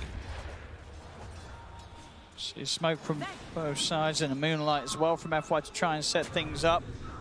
Hunting for Ramses' illusion in their jungle. They know that Ramses is likely to be nearby, but he's already headed over there, back to the half of the map. A Hex will be attempted. Down bottom, but a quick run away. FY with the ace rune already popped. Will manage to get himself away from that. So neither side finding much of a catch with these moves, just avoiding one another. It's actually already going to be a full mech on FY as well. So we're talking about tankability of LGD with the hood, with a mech on your support Mirana. This is definitely going to cause problems for VP, who do not have anyone matching them. They're not going to have the damage with that mech and the Kunkka's roam in these fights. And the front line too. They just won't have that there for themselves, so they're going to have to be playing a little bit of this farm game. Yeah, Ramses needs a lot of time this game. Yep. Some of the Battle Fury build and the pace that PSG.LGD themselves probably feel comfortable in playing, we are probably likely to see him get that time. It's just a question of how well does the rest of VP's lineup hold up against these fast timings of LGD. Yeah, PSG.LGD, they're feeling good right now, right? They don't need to force anything. They're playing on their side of the map. They're the ones getting like this free farm. They're going to have the Battle Fury finished up. The Radiance going to be done on Kunkka too. Probably when they have Radiance, they're going to look to take the fights. But that's they're feeling very good. That's the thing I feel. Once they have Radiance and Battle Fury, they can keep fight, but they're not too fussed if a fight is forced because of the fact that they can keep one another alive very easily. They have the sustain and they've got the damage. Yeah, Ame can just sit in the jungle and then come. You can, you know, typical carry contribution, show up at the end, couple daggers, jump in, clean some people up. See that 55-45 Dota plus probability at the moment here. But definitely feeling for, you look at no one right now in the net worth, he's really starting to get left in the dust. He's that hero they have to rally around when he has BKB, but that's going to take time. He's going to have to act as that pseudo frontliner as this Gyrocopter versus a PA, which is definitely scary. Now, even without the BKB, as we said, there's so many ways that PSG.LGD can keep that PA alive. To the point that this Gyro's damage combo shouldn't really be an issue unless there's some sort of way that VP can get to the back lines. Obviously, a good Echo Stomp might be what does it. If he can catch out the supports, catch out X-Nova, and stop those save plays coming in. Yeah, it's like we're talking about how VP, the lack of the front line, but they do still pack a punch. They do have a lot of damage if they can keep them controlled for them not to get the rum off, not get the mech off. Very unlikely for that to happen, as this is a very farmed Kunkka who now has the Radiance finished up at the 17-minute mark. 17:38 as he picks it up. A very, very respectful timing. And now they're starting to rally. You see Ame, he's kind of starting to make his way down toward bottom, but just going to be farming, probably stanking Ancients before he does do anything else. I mean, yeah, he just needs to farm. Radiant's bottom tower is under attack. And they're showing themselves down bottom PSG.LGD, but VP, what's the plan there? Just focusing on pushing out that mid, pushing out that top lane. Not looking to come down for now, and in fact, it's going to be PSG.LGD wrapping around, maybe even towards the mid. Who's there at the moment? It's just the Elder Titan. Yep. I'll just come in and try and hold these illusions off the tier 1, keep their tower alive for now. Right now, it's not the most natural for them to set up for plays. Like we saw in the last game when they played with the Tidehunter, they weren't able to just like walk in and take the fights. Maybe with the Invis, they can actually look to set up like that. But with the Blink Dagger, with the Tidehunter, when he's able to get down, that's when they're really going to start just running at VP, just looking to bring every single fight to them. So right now, like we said, a little bit awkward, a little bit of a low period. Both teams just continue to try to maximize the farm on the map. Yeah, Ame, Battle Fury finished. Desolator next is going to be the one that's queued up, and then more than likely going to be that BKB that he does need in the game. It really does just feel like the power sort of the growth of the heroes on LGD's lineup, it's sort of ahead and it moves at a similar pace. Top, look at this wraparound. Solo was hiding. Ame's pretty deep. They've got the disable. And if they got the burst, they should have him here. And they do. VP, they're able to punish a greedy Ame who pushes out alone and doesn't expect VP to still be hanging around. And that's a big pick off of them. Solo really putting the team on his back right now in these first, with all these rotations really from himself. He was just hiding in the tree line there, waiting for somebody to step too far forward. Very nicely set up there by VP as they're able to slow down Ame, slow down that farm, allow Ramses to get better timings than him. As he's got the Manta, the Scotties, he's getting farmed. Growth certainly there for VP, but still yet to see no one be able to get involved in any of the action. 0-1-1 on that mid gyro. All just because of that first rotation, it puts you off of making like all your moves. Yeah, it slowed his entire game down. Yeah. Bounty runes, looks like it's going to be 2 for 2, more than likely, unless Xnova really pushes forward. Xnova will. Just walks up onto the high ground casually. So they'll get themselves 3. And it still is going to be the full Aghanim, so they're going to rely a lot on Pasha for damage, it looks like, and then he's queuing up the mech afterwards. So, like we were saying, he still needs to act as that frontliner as the Pangolier. He needs armor.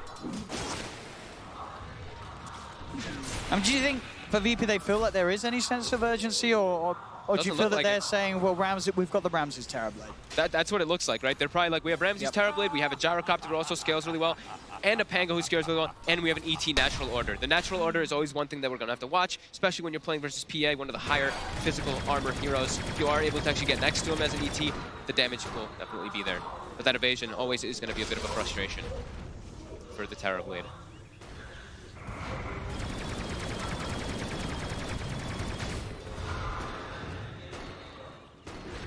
21 minutes in, 7-10, 4K lead.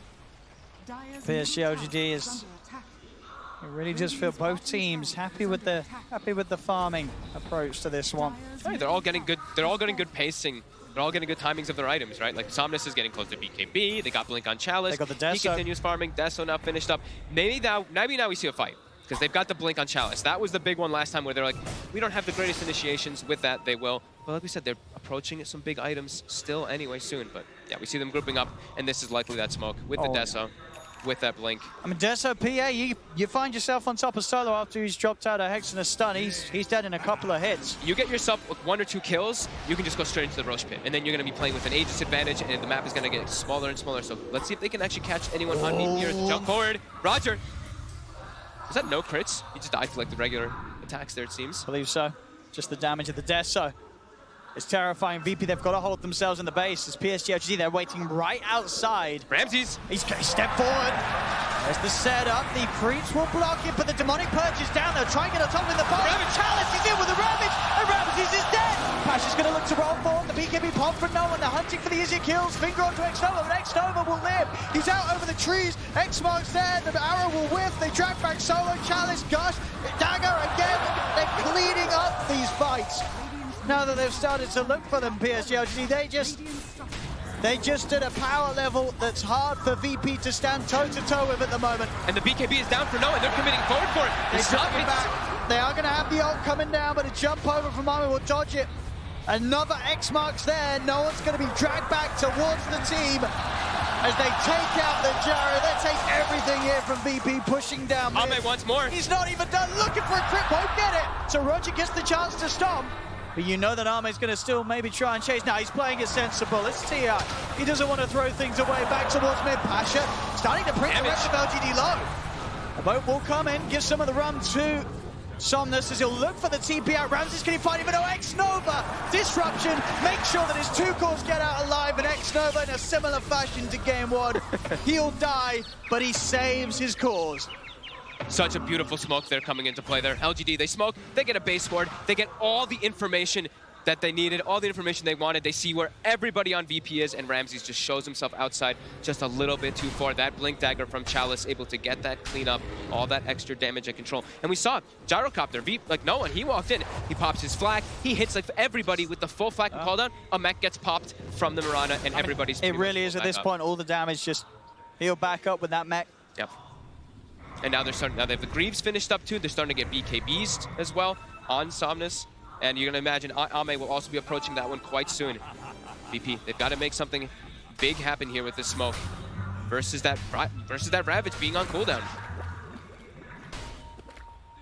Will they be able to? Oh. Solo's aware. 20 seconds until Ravage is back online. VP not looking like they're going to be able to actually find anything here. Wallet is not up. So LGD, PSG.LGD will back up. They will be perfectly fine with all of this, as the next timing for them is that BKB on Ame, so they're going to keep controlling the map. And we see that base ward placed down. They feel so confident to do whatever they please. They know they can move in immediately. And Ramsey's not getting the chance to hit a single hero in that fight. And there's your save. Flat cannon, it doesn't even look like they've been hit. Yeah. They're back up to full HP. It's the combo of the both. We mentioned it during like the draft, right at the end of it there. That Kunkka versus the Gyrocopter too. The RUM was applied on absolutely everybody. So sure, Pango's coming in, he's shield crashing, swashbuckling all over the place, but that mitigation really coming in. And when Ame has the BKB, they're not going to be able to touch him. Really does feel like that. He's level 20, BKB. I mean, he's got the money for it. He's got it done. He can TP back and pick it up if they want to play it like that. Like Somnus can X him and then bring him back, but they're just going to back up, it looks like here. They've even got the Vlads on Chalice, allowing him to get that life steal on the P8. They're ready to fight, though. Everything is coming together for LGD. Yep, the perfect timing. What do they do? What do they do? They look like they're smoked up looking for a fight, but it's still difficult. Ramsey's like, he's got Manta, he's got Scotty, he's tanky, but as we saw in that last fight, there's just a devastating amount of control. And even if he is tanky like this, you still have to deal with Soul Catcher. You have Manta to remove it, but if you don't have your Manta up and you're Soul Catchered, you are going to be a lot squishier as they get a wraparound. Start to try and have a bit of a poke. Missile heading the way of Chalice, but immediate disengage with the Moonlight Shadow. They'll be able to find X-Nova with the combo. And again, X-Nova, he'll fall, but everybody else should get out. FY still with that Moonlight Shadow coverage to allow him to walk back to safety, and it can never feel good killing X-Nova, because then you know as VP that everything's going to plan for LGD. If it's only the Shadow Demon you've killed, you've lost the fight. Every single time, it does seem, even every single time, not in this game and the last game, all of the situations, X-Nova. It's just down to positioning, right? They always have the right person in place to die. And they know how to, in that fight too, that's a bit of a difficult one. They're like, hey, we're strong, but that type of fight engaging in that area, we're kind of surrounded. It's not the best way for us to take it. Now they're getting a better type of surround here. As VP, they're split up. Ame is already prowling around with this blur, and Roger, he's spotted. They're gonna find him. He's gonna be a quick and easy one for them. He's gonna try for the sum. He's not gonna get a chance to do so. With that Gush, arm reduction, Desolator, Ame can make quick work of whoever he finds. And there's that situation we talked about. If they get one of those big kills, they can look to just commit into this Roche pit, as they will kill it super fast. And taking the fight around here for VP, sure, they've got Pango, but their ET is dead. He is the crucial one around that Roche pit. Oh, LGD, they're really running away with this one now. Yeah, it's starting to look like a bit of a repeat of game one. Once they get the advantage, they do not let go of it. Yeah, I mean, it really is very similar to the last one, right? They've killed Ame once, but before, they've really only killed X-Nova again. As Ramses really needs, that BKB timing for him is going to be completely necessary, but is it going to be enough? Is it going to be enough to actually do the damage? Very similar to that last time. Sure, he's got these ways to protect himself, but will they actually be able to kill anybody on the side of PSG.LGD? As we see some, interesting, little bit of innovative item pickups. Ame, he hasn't chosen to finish it yet, but as we see, that Ags is queued up. The which Aghanim's PA. The refresh, as you know, if you get a kill, it refreshes all of your abilities, including that blur, so you can keep hopping around inside the fights. Blur's cooldown goes down as well. Yep. And Blur now, it dispels. That is true. It's a buff for everything. Mid lane, they get the roll in, finger out, they should get this kill. We get one.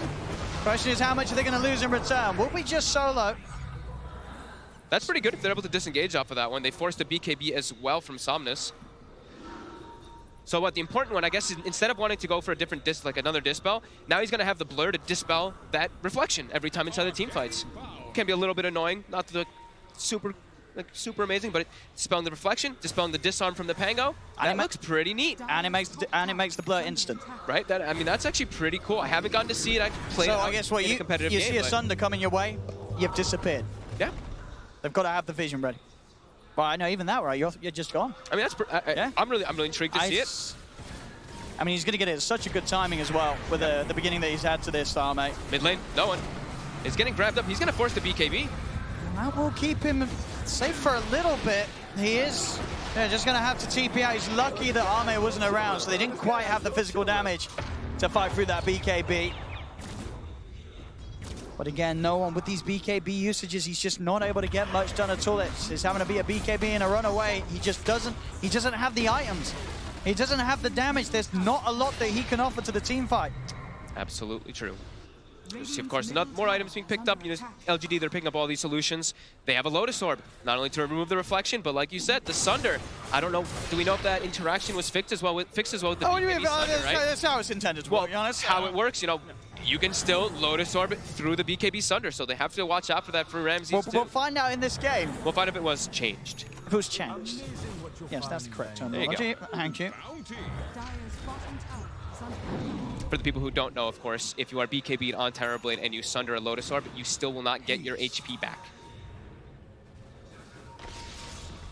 The HP stayed the same. At least that was how it was indeed in the group stages. In the group stages, yes. And I did test it the other day, and it was still like that. VP, they're scanned up. They can actually find no one here. They're just throwing the boat out. They really want him. They got the vision of him for a second. No one. Pop the BKB. TP's going to be available in a second. If he TP's straight away, he should be fine. It's gonna be really close. He is. He just had enough seconds left on that BKB to get out back inside the jungle of VP. Roger's been found, but Ramses, he's sort of blocking off Roger there. They're going to try and turn Arme. He's got the BKB. Wants to try and fight this a little bit, or at the least make sure that he gets out. He will be fine then. Not able to again deal with these BKBs yet, VP. Yeah, they have no BKB piercing anything, pretty much. As he plays it safe too, right? Some situations you're like, hey, I'm gonna die and just use my BKB, but he knows how strong he is at that point. He doesn't need to play like that. As this PA is solo, will walk up. He's gonna get purged. He's got the disable onto Arme to try and get himself out of vision. But they want blood. It's back there. Disruption setup. In Arme goes, and a crit for the finishing blow. 12,000 gold lead, over a 15,000 experience lead, and just the Dota Plus continuing to tick forward in LGD's favor. 82% win rate now for them, as they're just keeping the map dominance. Ramses farm, he's still on par with Arme, but what does it amount to? What can this Terrorblade do? As all their hopes rest on Ramses.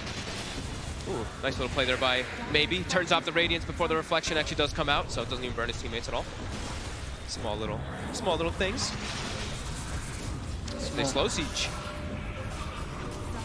And a successful one hit, tier 3. Falling very low with those ST illusions.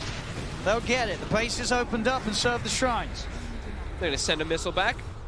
It'll clean up by illusions. And Ame's Aegis will get reclaimed. Gonna back up. And they might not fully back up here, as if they see this top rune, they might look for a quick re-engagement. Oh, that double damage. They want it. Ame. They're trying to keep VP suffocated in their base. You see, Maybe X's himself, goes bottom, clears the wave, and yeah, they want to keep this fight. Get back to the base, VP. Get back to the fountain. You cannot dare come out. They have to find more ways to keep farming, though. VP, they have to struggle to get outside to get this, I mean, in particular, the MKB on Ramses. He needs it. He can't actually do any damage inside of the fights versus Ame until he gets that. And even then, it's still seeming so difficult for them versus PSG.LGD, as they're all rallied. Everyone just rallied together, not giving any opportunities for VP to even get a pick off.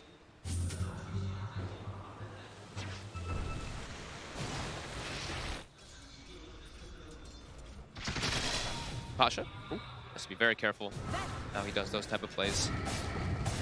Instant poke and the moonlight from LGD. They're starting to build up the money again on Ame. Obviously, with just holding that DD rune, he does still have a good slot to fill. Probably likely to be the Abyssal. Maybe he's thinking, wait till I see what Ramses is building if I need to actually go for an MKB or something like that on myself as a PA. But the Abyssal is the more than likely one for that BKB Pierce. What about the Nullifier?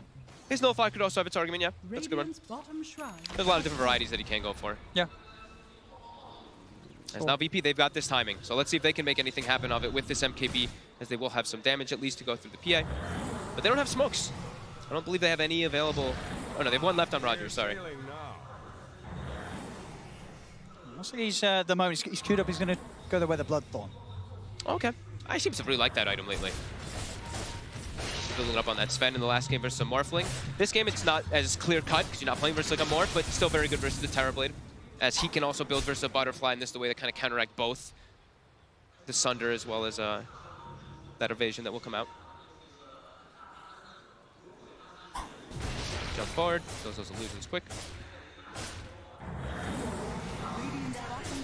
It just really feels in both of these games, VP have been unable to make any sort of moves themselves in the second half of them.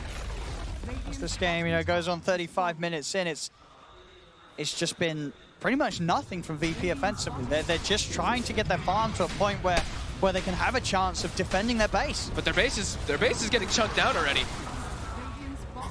Losing another tier 3. It's PSG.LGD. They'll just continue. They're going to do the X. Quickly bring him back. Getting some tower damage as well. Arrow to scout. How would you start this fight if you're VP? They don't have the natural forms of initiation. Pasha wants to, but like we said, he hasn't built any armor, and he now has the Vlads at least finished up, but Ramsey's fairly squishy. Ramsey's going to get arrowed here as he stands. They're throwing everything. Ramsey's dead. He doesn't have buyback. No one's trying to fight back here. He pops the BKB. Ame himself also has the BKB ready. Jumps up. Solo's got as well. Ramsey. He was AFK. That might be the game. And he can't buy back. He just stood there and took FY's arrow to the face. The drafting panel was concerned that there were no saves in this draft. I mean, he just gets out. And that's a Terrorblade that spent 36 minutes farming for that. He spent the whole game farming, and he gets hit by one arrow, and all that it was for nothing. And they're just gonna keep diving forward here. Pasha X'd up, he's arrowed, and he's brought down. They're pulling apart. That just might be it. No one, he's gonna try to commit forward. But he does no damage. And there comes no damage.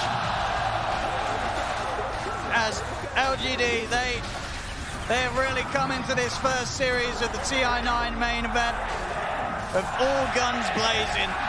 Solo will jump in.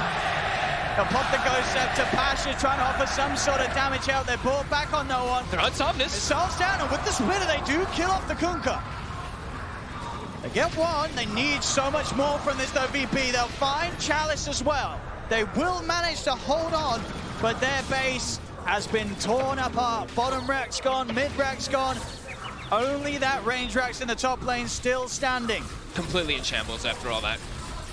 Such a big deficit, and how much gold did they all just pick up there on the side of LGD? Like, everybody's finishing up their next item. He's ready for a bit of fun. He's got the rapier He queued knows up. that this is in the bag. So he heard our suggestions. He queued up the Bloodthorn. He's like, no. Maybe he still switches it, he's about to hit 25 as well, so he can get that triple dagger. Triple dagger with rapier. He's doing this one for the fans. I have seen somebody else take the 10%, but what do you listen to the triple dagger in this one? VP, though. They're gonna get this. They are into the Roche. And they will find it. Arrow will connect onto Ramsey. It is another arrow, Ramses. They can't follow it up this time. And then Solo jump in. He gets the stun off onto two of them. Cooldown's down. No one moves forward. PSG.LGD will back off. Now Solo getting brought down low by the poison. Passion in with a jump. They managed to cut down Nike's Nova. Shadow Demon's dead. Buyback straight away. Roger on the backlines with focus. Replay for what? Get back to the game. Get it out of there. FY. He's been collapsed upon. Ramsey's 2 kills. Double kill. There's no buyback on FY. Double gems. Pick him up. VP had to buy back on both supports for this, but they're fighting back. Not to be held down, and you can see even Ame's not invested in the rapier because he's like, are we fine? He's saving onto his money for now. He might resort to the safe play and just go, nullify and have buyback. We'll see how scared he is. Maybe, but we'll VP, see. He's still feeling pretty confident. They kick back. They got the Aegis. They kick back. They got that Aegis and cheese. Very important for themselves here. But structural damage is still done, and that's while Chalice is dead. That's the big thing, right? Fighting into LGD's lineup when they don't have the Tidehunter, a little bit easier. Especially because they can get them with the numbers and just get the surround without that Tidehunter. But back to farming a little bit here for PSG. Is Arme going to do it? He's saving on some money. Obviously, there's not really too much point. I guess he's so farmed that the buyback is still worth it, even if he loses a rapier. Oh, no, he's going in. He's going in. He's got the rapier. He's got buyback available. Now, this is exciting because if he loses that rapier, this game could really turn. That could be a throw. It could be a throw. We'll see. I mean, they're feeling very confident, LGD, but there is that chance that if Arme loses the rapier, it ends up in the hands of no one. You never know. Or in the hands of Ramses, too. Either one of them. You never know. But at the same time, if Chalice just gets a good ravage, there'll be more than enough time for him to jump from target to target. It's level 25 PA with the triple daggers. And the Aghanim reset, he's just going to be cleaning up the entire squad. Man, if he gets this an insta kill, like 6 daggers pretty much, right? The first kill, he'll throw another set of daggers immediately. Oh yeah, of course, yeah. And if he gets a kill off a dagger, he'll be able to throw out another triple dagger right away. And another. If he gets a couple chain kills, yep. And now he gets an arcane rune as well. So 4.2 second cooldown on dagger. Hey, Korea. That's got an eagle song on. Whoop, whoop. Oh, that's looking pretty dead. That is very dead. Oh, that is an eagle song gone. That would have been Ramses. Very close to having a butterfly. Who won't have buyback either. He has the Aegis for himself, but if he does die twice, no buyback. As they're already starting to poke and prod. I mean, it's testament to how tanky he is. You saw him just get hit by a dagger from a PA with a rapier. Well, obviously wasn't a crit. Doesn't hurt him that much. He's got a lot of armor. There's a lot of negative armor, though. I see like the Solar Crush. They even take the Gush talent as well, I believe. Oh, no, he didn't. That was the last game, sorry. He didn't take the Gush talent this time, but still, with Solar Crush as well as that Desolator, still a lot of magic or physical armor reduction to pierce through. But yeah, 37 armor on TB. And it looks like PSG.LGD still playing a little bit safe here, even though, I mean, I say safe, a little bit safe on the fact that the Aegis and the Cheese are on VP's hands, not in items. As, a DD rune. Having passed that 40-minute mark, we're going to be seeing DDs aplenty. Here we go. Give him the bottle. Give him the rune. Oh, yeah. Ooh, the crowd knows that this rune, this bottle double damage. He's already critting for 2,600 right now. Times that by 2. It's not how that works. It's not how that works. Not good, because I wasn't ready to do the maths, so that's fine. That's without the Deso put in as well. So it's 2,600, he puts the Deso in. He's probably going to be critting with the DD rune over 3,000 on if it's one of those like low physical armor heroes. Once it's the higher physicals, it's going to be a lot more reduced, but we'll see some big numbers. Full Bloodthorn on Somnus, so we're going to see even more big numbers. Yeah. Crits upon crits, Solo. He's going to look for the jump in. Pasha's there. Actually hits the clip, so won't be able to find the Xnova straight away, and it gives Xnova the time to put the disruption. The rest of LGD is moving in. Ramses in with a BKB. They'll kill off Xnova. Can they get more, though? They're trying to disengage. He popped BKB in meta. BKB, double damage. He'll look for the quick kill first. Solo's down. Now turns for the next. Jump forward onto no one. Back up to the high ground. He's still a little scared. As the BKB will wear off, Arme not ready to fully commit. But FY finds no one inside the jungle. Ramses and Pasha, the last two left alive as Ramses is surrounded. They'll jump forward, take him out, and indeed it's scored. It's over for VP in this upper bracket. As PSG.LGD take game 2, they take the whole series, and again, it didn't look close. This was LGD on another level. VP did not seem prepared. No, PSG.LGD in this, I mean, they just seem to have their number. This Tidehunter just proving to be such a problem for VP. Even though they were able to get their farm out throughout the game, one pickoff. They get one pickoff after Ramses, and they lose their entire base pretty much. And we saw sort of signs of this from VP in the group stage. They had some series that just looked absolutely atrocious, where both games back-to-back, they were struggling to find any sort of momentum. And here on the main stage, those sort of problems, they still lie with the team. Yeah, definitely just hitting a bit of a brick wall of LGD with this draft. Just a super comfortable one, and a last pick PA just working out perfectly for them. Well, they're hungry to find what they felt was theirs last year. PSG.LGD is this opening series.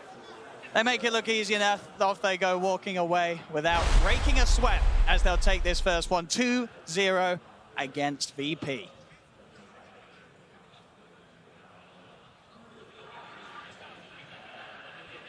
Congratulations to PSG.LGD. They have done exactly what they did 12 months ago at the International 2019 against exactly the same opponent in the quarterfinals of the upper bracket, a 2-0 win. And gents, I have to say that That looked pretty easy. It almost looked like they were having a bit of fun. Too much fun, some would say, at the end with the Rapier and the double damage and some dodgy maths. Yeah, it's one of those games where you write easy peasy in the end, and you just walk away from your table, queue into the next game. But overall, LGD's performance looked extremely good. The early game was on point. You have two best heroes in the game who can set up the arrow, Shadow Demon and Kanka with the X mark. A lot of kills with those two. And man, Ame.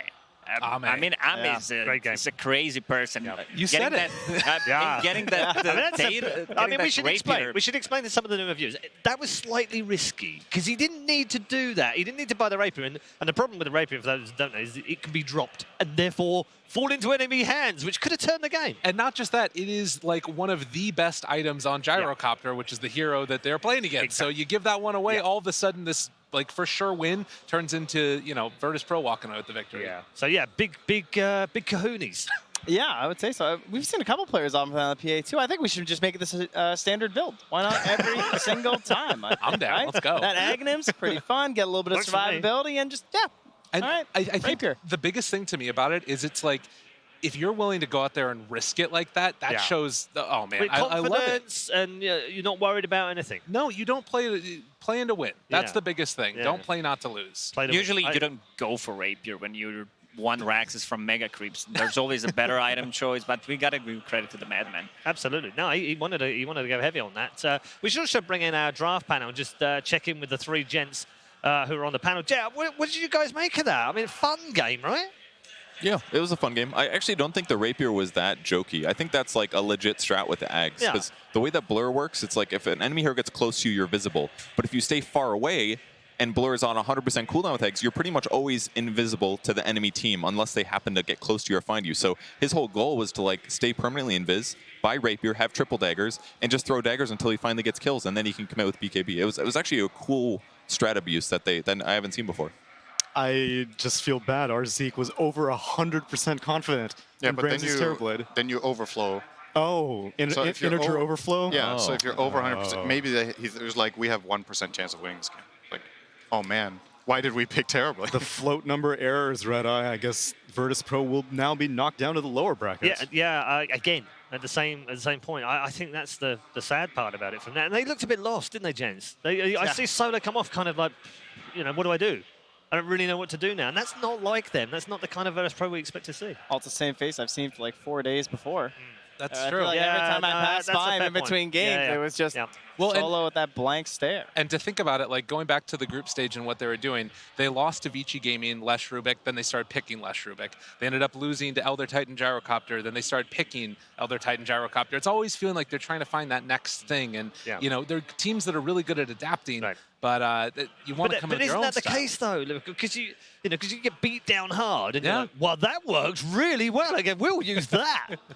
Yeah, but you don't want to go in with that mentality. You want to be the one that's setting the meta in a certain And they have place. been for the last couple of years, and it feels strange to not see that Lacoste now. You could see on Ramsey's face, the face of regret after he ate that arrow. Yeah.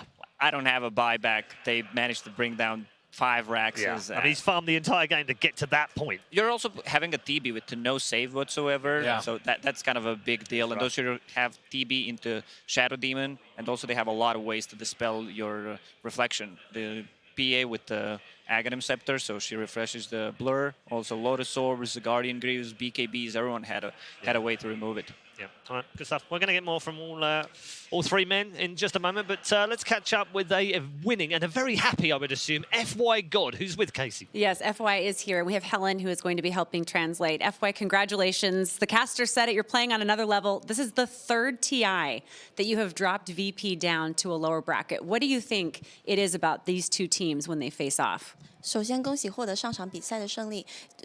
解说也在说你的水平已经比普通人高上一层了。那这是连续第三年，你们把 VP 掉落败者组。你觉得这2支战队对战的时候会有什么样一个反应？TI7我不在蓝光店吧，然后不知道当时什么情况。TI8、TI9可能是缘分到了吧，就可能他们运气不太好吧。反正就已经这样了。Well, at TI7, I was on LGD, and for TI8 and TI9, I think that it was meant to be, and they're a little bit unlucky, so it just turned out that way.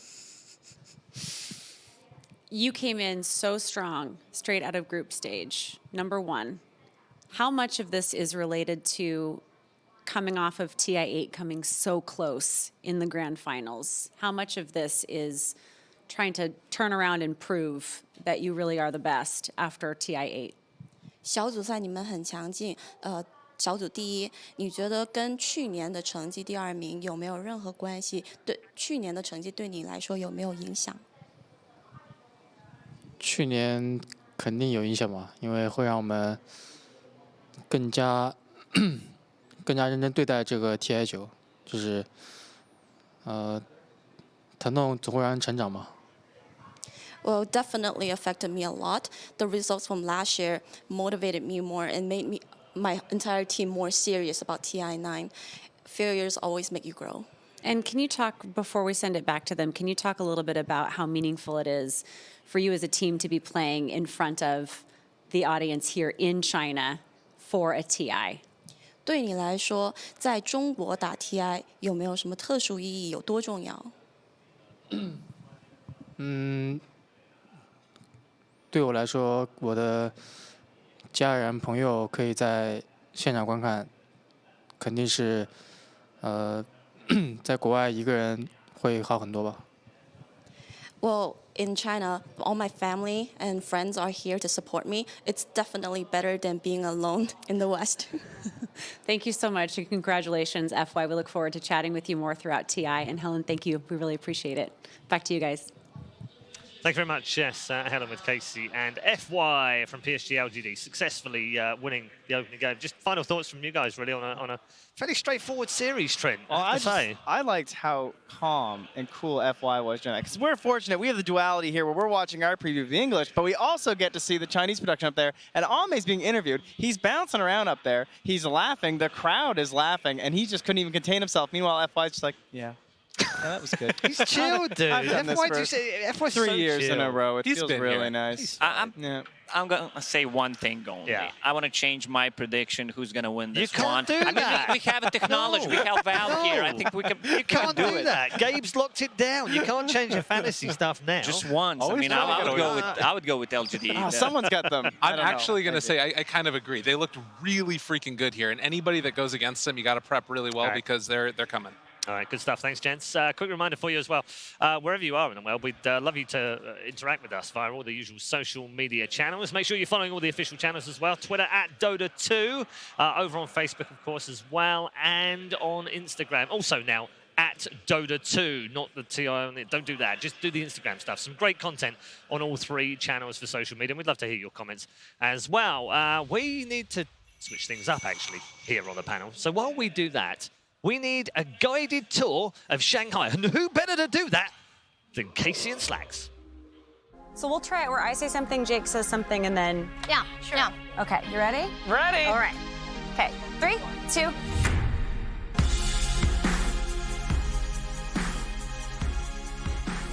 Hello and welcome to Shanghai. Yeah, we've got the world's best tour guides, Dove and Eve, for us. Yeah, we're very happy to have you here. You probably think this is Shanghai. Yeah. Isn't it? But we have so much more to offer. We're going to show you the entire Shanghai. Yeah, let's go back in time. Okay. Yes. We can just do that? Cool.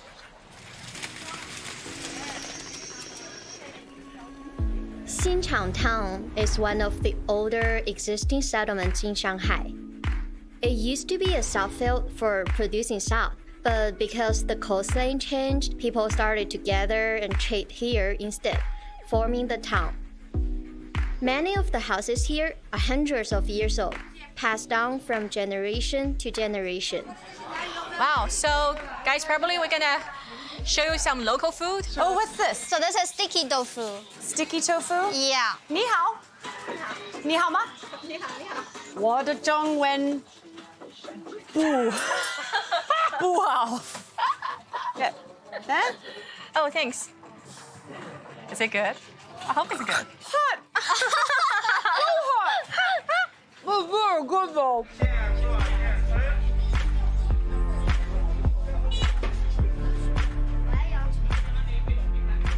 What's this all about? What is this? What does this mean? These two are called 对联. 对联. 对联. 对联. Yeah. It's like something we put on during the New Year, the Chinese New Year, wish you good fortune. It's like painted on there. I don't think this is store-bought. Handwriting it. Yeah, and they're using the traditional Chinese characters. Like single word means a long line. I'm gonna pick some of these up. Put it on my house. Chenghuang Temple, also known as the City God Temple, was built about 600 years ago. The temple is located in the old city, which is still close to the heart of the city today. Here you can see the old along with the new, the past and the future. So we're literally seeing the style from 600 years ago, but with like a Starbucks coffee on it. I love it. It's a cool metaphor, kind of like, you know, the old and the new coming together. That to me is a lot of like kind of Chinese culture right now. Here we are. This is the corner of the temple. So this is the real old stuff. Everything else is like modeled after it. Yeah, if you can touch the top, that is 600 years ago. Oh my goodness. Wow. Can you touch it? I don't think I can touch it. I think I could probably throw you up there. Shanghai has been the portal to the world for China since the 1800s and remains to be one of the most modern cities of China. What do you think is the significance to having TI here for the first time ever? Well, first, like it's a super nice thing for all the Dota fans in China. We've been waiting for so long, you know. Most excited to see how many different people come in for this one. You know, there's always like this roaring Chinese crowd. Here, like the city runs very fast. Yes, you know? very fast paced. Yeah, have you seen like Shanghai at night? No.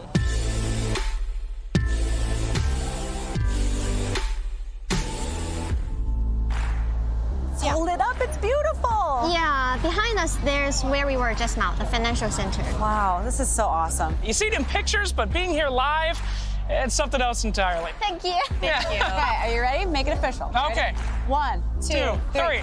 Welcome to Shanghai. 3、2、1，欢迎大家来上海。 Good times on that tour, having some fun out there in Shanghai. But I found somebody who wasn't having some good times.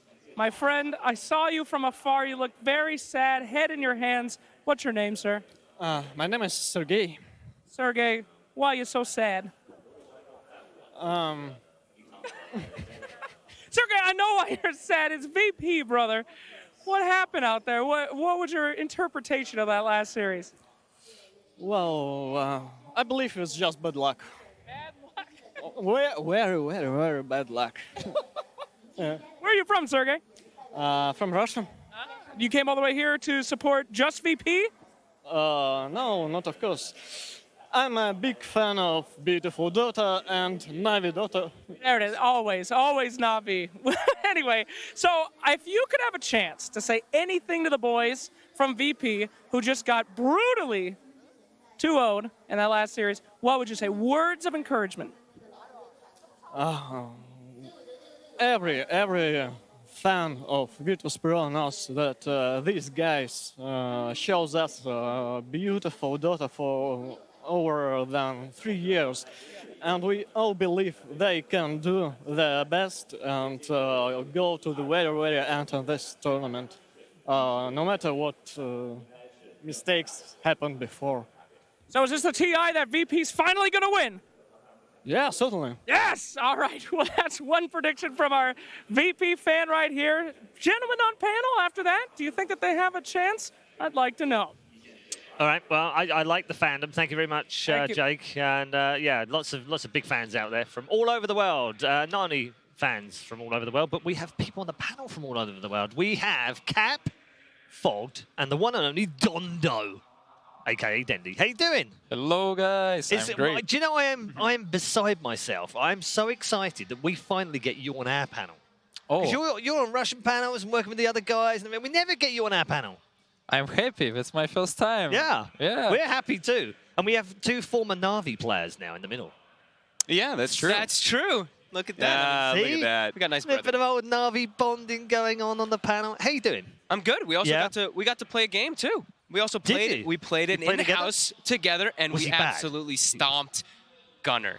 Ooh, It was great. that's not true. I got help from this guy. No, it was all him. I knew what to do. I just played around. Do you know, Dendy. I watched him last night playing some Ogre. He was pretty good. He was pretty good last night. Not the next 2 games. See, Not the next 2 games. You were bullying that game I watched. About these talent in-houses, all it takes is just identify the best player and just ruin his game as much as possible. Yeah. And that's what Was that Fog Gunner? needs when Was he it Gunner says, last night? I knew what to do, which was he just dumpstered Gunner as much as possible by roaming into the mid lane. Sorry, Gunner. Yeah. How you doing, Cap? I'm doing great. To have you back on the panels as always. Yeah, Love working with you. I'm excited to be here. I think it's always nice to be able to have like former pro players here, and I've always been jealous of the Chinese panels and the Russian panels. They always get got these the like superstars, right? these like former TI winners exactly. and such, people like Dendy. So it's super exciting to have him here. Yeah. Thank you guys. I'm happy. I mean, we're just trying to. Here's the thing: we're trying to butter you up as much as possible, so you will come be on our panels you come be on that panel more more. often. Yeah. Instead of the Russian panels. Because secretly, which is the best panel? You can tell. No one's watching right now. You can just tell us, right? It's an English panel, right? English. Yeah. We'll take that. We'll take that. It's fine. It's all good. Did you get much chance to watch much of the group stage? Yeah, I watched some games. Yeah. What did you think? Was it the best group stage you've seen? It was exciting. really tough. Yeah. Every team had a chance. It was close in Group B, close in Group A. It was fun to watch. Yeah. My boys Navi, for example, we went almost to the winner bracket, but last days they were unsuccessful. One game away, and they could have been in the upper bracket. So really close. But it's not only for them. Like there's a lot of teams who were 1 game away. Yeah. A lot of pressure on Magical because he's in your shoes. He's in the team. He's Dendy now effectively in that team. That's a lot of pressure. But he's doing really well. He's amazing. He's doing amazingly. He have more skills in group stage or something like that. Yeah, he's been doing very, very well indeed. What did you guys make of the group stage? Enjoy it? I was really I didn't get to actually cast. I don't think I had to do any of the Navi games, but I was really impressed anyway because they were picking their comfort heroes and not really caring. They were just like, nobody's picking Razor. We're picking magical comfort heroes that he likes to play and stuff like that. So it was like nice to see that they're playing their own strategies and still being, very unexpectedly dominant. Yeah, and Crystallize, I want to mention him as well, just while we're talking about Navi. It's weird talking about him as a rookie at TI, because you kind of think, he's been around forever. He's been around for like 3 years or something, and yet here he's having a great performance as well. He's been one of those players that you just assume you're going to build a roster around. And I think that for me, I got lucky. I got to cast some Navi games during the group stage. And every year, it's like, what teams am I going to fall in love with and their play style? And for me, it was Infamous and Navi, actually. Navi just really impressed me with both those teams. They did something that is always special to see at the International. These teams are so good that these players, especially more amateur players, don't have as much experience when they come to the table and they're like, I can outplay that guy. That guy who's been to 5 TIs, you can outplay him, and that's exactly what they did. They came in with that kind of just fervor and aggression. I'd love to see that. Yeah. Dendy, you've been playing a bit of Dota, obviously in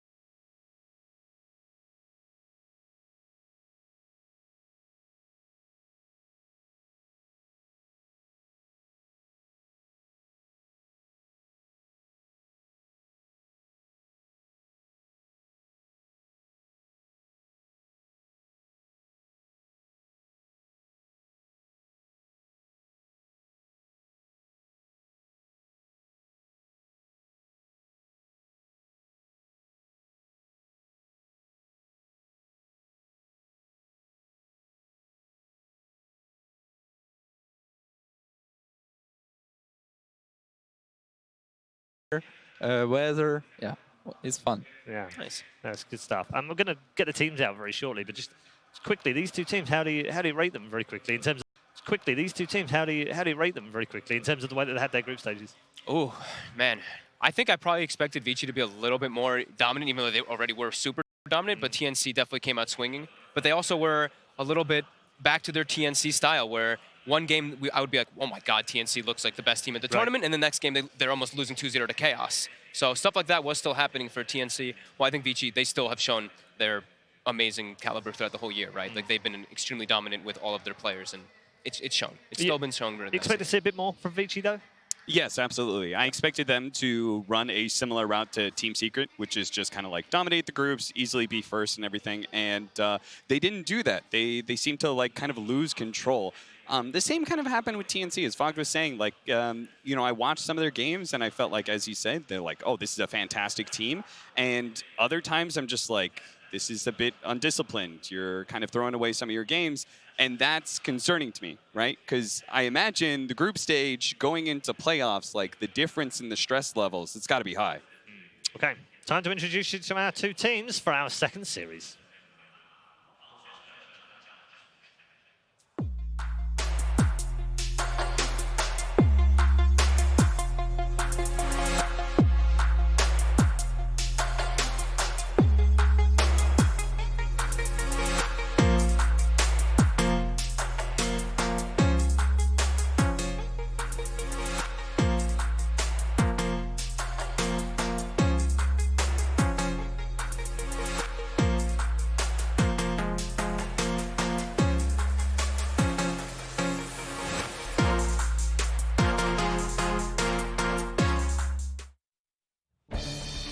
TNC Predator into the Mercedes-Benz Arena for the first time on the main stage, and they find themselves in the upper bracket after a good, solid group stage performance from them, backed by a man who is a TI winner. That's right, their coach, no less, is a TI winner. If anyone can help them calm down and deliver, it is the man Heen. They've got the ability. We've known that for years, but now have they finally got the strategy? We're going to find out as they go head-to-head with a team who have been in imperious form throughout the season. It is Vici.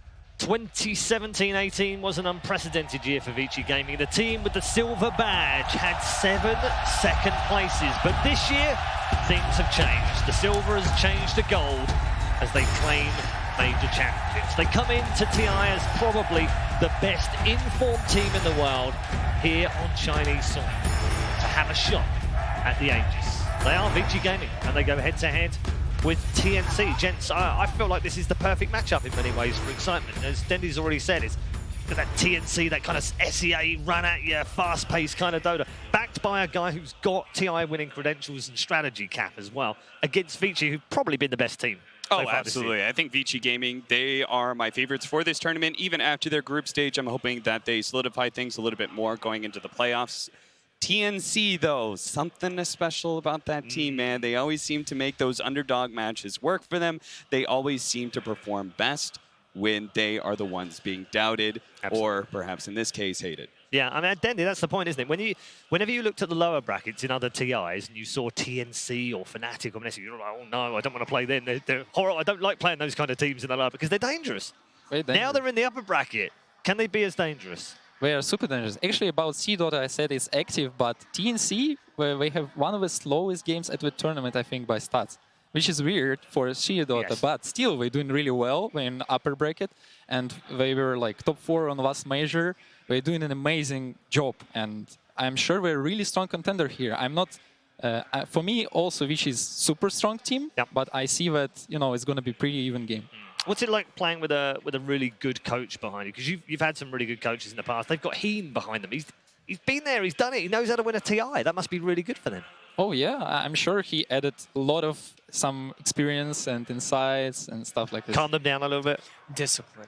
Discipline. That's a good word. Yeah, very good word. I mean, it makes a difference though, doesn't it? It absolutely does. I also people are always talking about TNC now and they're mentioning Heen a lot, but I really have to give a lot of credit to the two supports because I feel like they do get left behind in the dust a lot because they have these flashy players. They have Armel, they have Kuku, they have these young rising stars and everything like that. But AU, this guy, as soon as he joined this team, I feel like they completely switched. He's been such a mental player. He works so well around the map. Same thing with Tims. We saw that unbelievable performance from him during the group stages. So fantastic. You can never look over their supports as well as that. So and his story is amazing, right? Like I actually did not know because his birthday isn't online, but apparently he's 27. Like one of the easily one of the oldest players coming out of the Southeast Asian region. But add on to top of that, right? He approached TNC not to be a player, not to be their coach, just to help but to be their analyst.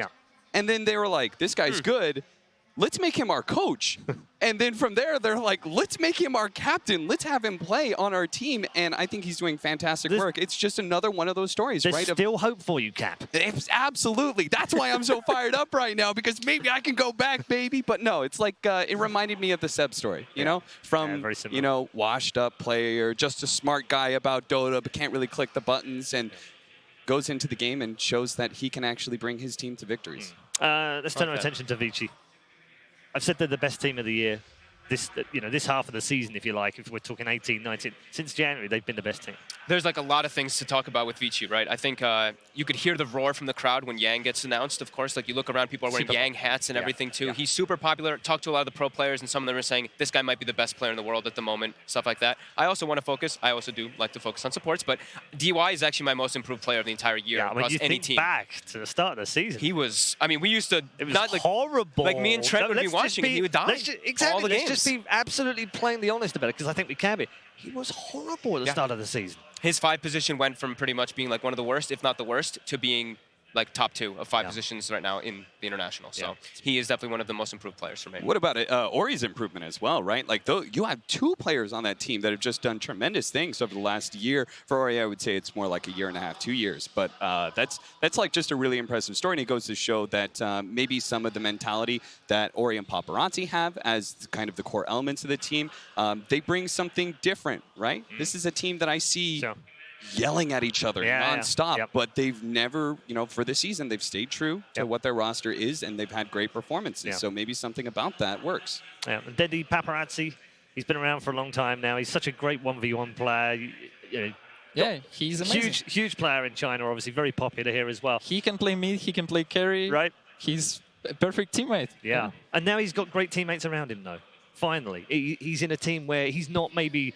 Like Yang's taken a lot of popularity right here in China. And Ori obviously very big out here. So now he's surrounded by great players. You should give credit to everyone, because when I watch Vici games, I'm amazed every time. There's always a lot to learn about them. We move as a unit, we work as a unit, we do things together in perfect fashion. It's just an amazing team. And they're less boring than they were. I want to be honest about this. They weren't my favourite team 12 months ago. They were a bit... I use the word methodical. Paul doesn't like when people control the map. No, it's not that at all. It's just, it's like, move in. Let's go in, guys. Oh, we've got a tower, back off. Oh, we've got one racks, back off. We've got the other racks, back off. Get a shrine. Like, come on, finish the game. And then they were a bit... They were too methodical, right? But they seem to have... They've taken the best bits of that, added some aggression, added some fire, and now they're a great team to watch. Wouldn't you want to be like that too if you made a mistake and you go back to the room and you're like, oh God, ROTK, what's he gonna do to me? Oh no! So come on, you got to understand their discipline. That's true. Yeah, if you got ROTK back there, I don't want to mess up at all. Yeah, and to think about it, right? Maybe that's exactly because you now have players as opposed to last year where you just had Paparazzi and Ori. Now you've got like somebody like Yang who is just as willing to yell back, right? And I think that kind of aggression that he has in his personality can translate through to the game. What's that like, Dendi, playing in a team? Because I always imagine you're a passionate man, you're emotional, but have you had teammates that yell at you and you just feel like, shut up? It depends. Always different teams, but maybe if But I do you would like play it, with though? Rodike, or Yeah. Rodike would be my coach, he would Yeah. probably give me yelling lessons. Yes, And when I okay. would yell at people all the time. You know? And then we'd have angry Dendy. Yeah. Oh, I can't imagine that. I can't imagine. No, that's not possible. It's very good Is when it? you're angry at enemies. Of course, it's... Of course, yeah. But what about in team, though? How do you cope What if about someone's team? really loud in a team? I think... Is it okay? You can be loud, but then you should still stay friendly and Yeah. friends, you know, and no one should take it personal or anything like Yeah, that. yeah. Then it's okay. Yeah. Has that happened to you, though? Have you been in a team where, like, someone's really loud and you just want them to not be loud anymore? Well, we can go loud. Of course, it happened many times, but when we would be happy loud, you know? Okay. Scream something not so good, but in a happy way. Okay. Oh, I remember watching TI1. I remember watching Navi and just yelling at their opponents. That was actually such that was like the first big like psychological play. In, like, it was big so Dota much tournaments. fun. We had like mirror right in front of us, an enemy right in front of us. That's what I was thinking. You guys got the kill, and you guys would all stand up, yeah! And then you would sit down real quick. We would hit table, we would shake everything up. So you were banging the table because it vibrated in the other room, right? Yes. If we do a kill, we hit table. Denny and the boys were the first OG. They were the first chat They were. wheelers. Yeah. Before it existed. Yeah, before chat was even had. What do you spam now? What do you spam? What do you Game. spam now? Yeah. Резать. I learned what it means now. Cut, or slash. Oh, okay. It's when Sven coming up with big gun, you know, ultimated. He taught me that one the other day. Did he? Yeah, we were spamming a couple of times. He's like, do you know what that means? And I'm like, oh, well, now I do. Perfect. It's a good one. You learn something every day in Dota. You do. As well as life. You learn in Dota as well. I'm going to put you on the spot a little bit. Which way do you think this goes? VG Gaming. Yeah? I have no problem jumping into the spot. I think TNC is going to be a strong lower bracket team. I have them going a bit farther through that lower bracket, but VG Gaming, for here, I think they're just too big of a beast. Again, the biggest problem for me is the fact that TNC, like some of the breaks that I saw, some of the mistakes that they made in the group stage, I'm concerned that's going to continue in the playoffs when things are just, there's even more pressure on them. That's the problem, Dendy, isn't it? Inconsistency for TNC, because they were a bit up and down in the group stage. And when they look good, they look amazing. In group right? stage, we actually took at least one game from every team except Mineski, which probably know them really well. SEA. Yeah. SEA derbies, they always end up weird. Like. But for me, I don't know. We also really, really close games. I expected it to be like 50-50, but the edge would be on Vichy side just because we're crowd favorites, and obviously a lot of cheering will be. Yeah, there's a lot of people in this room. Obviously, all Vichy biased, I'm sure. I'd have to also, though. I'm going to ask it slightly different to you, Fog. What did TNC have to do in this series in order to overcome Vichy? I think the one thing is like if they have like a certain strategy that's hasn't really been revealed too much for themselves, that's probably one of the best ones, because I think the TNC is going to do a lot of homework. They have Heen. He's going to come back and he's going to be like, all right, let's bring out the book. Let's see what Vichy's done throughout the whole year at each thing. So I think you have to bring something new to the table, because I do think that TNC some of the times they have been a little bit. It's weird calling TNC a little bit predictable, but with their drafts, you can understand what they're looking for and what they're trying to do. So I feel like they have to bring something extra to the table, at least in that essence, versus Heen. Okay. And when it comes to play inside the game, I think a lot of that is going to come around the Tims, which is where some of the slower elements that Denny was talking about, right? These 4 positions that they bring out, like the Earthshaker and Enigma, these like really big team fighters that can beat them, that can beat Vichy Gaming in the late game, like he's going to have to come through clutch. Because I think there's going to be a large chance of Vichy Gaming take control at first 20. Okay, so that's what they've got. Dendy, agree, disagree? Yeah, I kind of would like to see chance? Teams Mirana. Yeah. Tim's Mirana, yeah. Okay. Tim Shaker, Tim Spirit. Yeah. Those are the 3 that I'm looking for. I was going to actually talk about Mirana. It's quite a bit of support Mirana now. Yeah, Last game this hero actually have really high win rate at this tournament.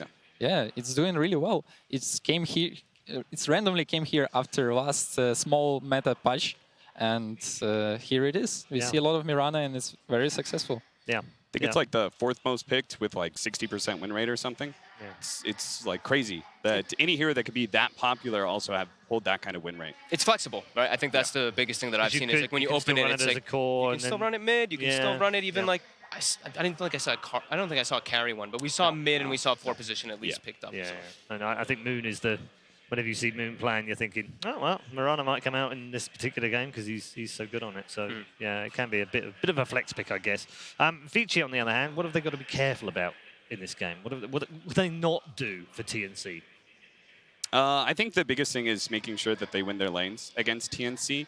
Making sure, for example, that if they do, if they sacrifice Cuckoo, really shut down Cuckoo's game, right? Especially if they give him like the Cuckoo Bat Rider that he's so good with. Like, make sure he doesn't actually have the game punish the fact that they're sacrificing a little bit and trying to secure their safe lane more. I've seen TNC do that a couple times, and somehow Cuckoo walks away. Like, he's half the time he's solo, but he still walks away like he's been dual laning the entire time. He walks away with that kind of farm. So make sure he doesn't have a good game.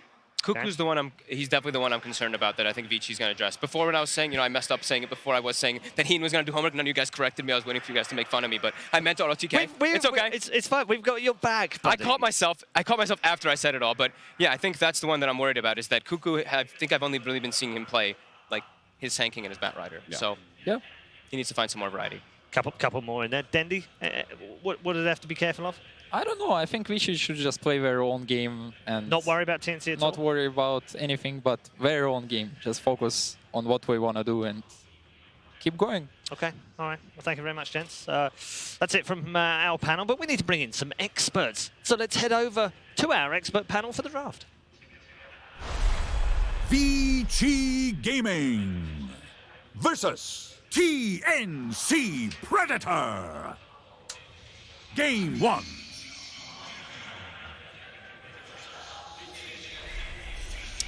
I thought we were bringing in some experts, but Gunnar, I hear you got stomped in an in-house. What's going on here, man? You know, Fogged, he tried his best and he ruined my game. Nothing you can do. I was also against a TI winner, Dendy. True. I'm not a TI winner. But you two are playing in the same region now. Grant, this man exported himself out of North America. Did you disavow him? I did not. Gun Daddy here. He, you know, he's still cool. You know, he's repping us over there, and I appreciate that, especially, you know, TNC on the line. You know, we'll get the inside scoop now. Yeah. You got the C region a info. spy. Is that what you're saying? Indeed. Okay. Deep cover Gunner. I like it. We're here. It's the second series now of the main event. Already. It was quick. And it was a fast first game as well. Virtus.Pro just looked completely lost. And what a way for LGD to solidify the Chinese crowd behind them, getting a rapier. Now it's up to Vici Gaming to see if they can follow up a performance like that. Yeah, and I think it should be a pretty good series. I'm surprised the panel actually took Vici Gaming right there, but like pretty convincingly. I thought TNC actually looked reasonably well in the group stage, and they talked about it on the panel, you know, see the draft, that it's these heroes, these team fighters, they have the longest games in some of the tournaments, and that's because these Earthshakers and Enigmas they're picking, like they don't mind scaling into the late game with heroes like that, and I think we'll see a lot here. Yeah, a lot of the team focuses around Tim's, I think, in the early game to mid game. He picks these like they said, Earthshaker and Earth Spirit. Yeah. He's always gets these like Blink Daggers and these big initiations, so I'm looking for TNC to draft some big hero for him. Yeah, and I like the Chen ban. AU, he has been he's one of the few people keep challenging him. They're like, you know what? Let's give him the Chen, and then all of a sudden you gave him a Chen, maybe you give him an Alchemist, and you're like, oh, what have we done? So. Yeah, it spirals out of control quickly whenever you give these teams their comfort heroes, and also when you give teams heroes that have just been very irritating. Enchantress has been one of the most hated heroes in pubs. Yes. How do you kill this hero? But I guess maybe it's magic damage, Gunner? Yeah, so Enchantress is really not good because she has a lot of healing in the early game with her Nature's Attendance. Correct. So when you pick an AA, you stop her healing. It's a lot of like heroes like Juggernaut or Lifesteer with built-in magic immunity are really good at piercing through or untouchable. So maybe they pick something like a Juggernaut here if they want to pick their carry early. That hero's kind of weaker, I think. Gyro's another hero that's good against her. His Rocket Barrage goes through untouchable in the early game. Yep. Sand King, kind of the same thing. It's like all magic damage. You stun in, you Sandstorm, you cast an ultimate, you got to just blow her up right there. And I like I want to say I like two of the bans on the side of TNC. I was going to bring them up. It's Ogre as well as the Tide Hunter, and those heroes, just Vici Gaming, they will always take it. They're one of the few who's only like really running it in the 3 position, and just get rid of it. That hero is such a nuisance. Yeah, we saw the Tide Hunter bring LGD great success in Game 1. Truly, it's a regional favorite, but we're seeing a lot of different stuff coming out. Magnus being picked up now by Vici Gaming. A lot of the Chinese teams like Magnus more than other regions. Like I think LGD picks it a lot for FY. They play a little slower than the other regions, I think, but they get like the slowness helps them with the Empower. Their carry always is going to be top of the net worth. It gives them team fights in the mid and the late game, so I like it. It also lets them contest TNC. If Tim's goes a more greedy hero like Earthshaker as a 4, then Magnus is also going to get a blink, and his carry is going to get farm. So I'm curious, because don't they usually play Yang on the mag? They're one of the few teams who really likes playing it on the 3. And you have an Enchant, like, I'll be honest, I love both these heroes as a 3 way more than, like, say, Enchant as a 5 or the mag as a 4. But I'm curious, because Enchant, she's a lane stomper. You know what she's going to do. Meanwhile, Magnus is a little bit different. Maybe you get a skewer on the tower, but you're just trying to survive. So if they do play it as a 4, here you go. You're the buff bot. Trying to survive, and then, yeah, just trying to get levels. So what is going to be the pairing for this Magnus? You want to find someone to empower. You want to make sure you enable your carry to accelerate very quickly, which is why Vici Gaming ban out the Alchemist. They want to make sure that no other carry can keep the pace of a hero that has empower. Yeah.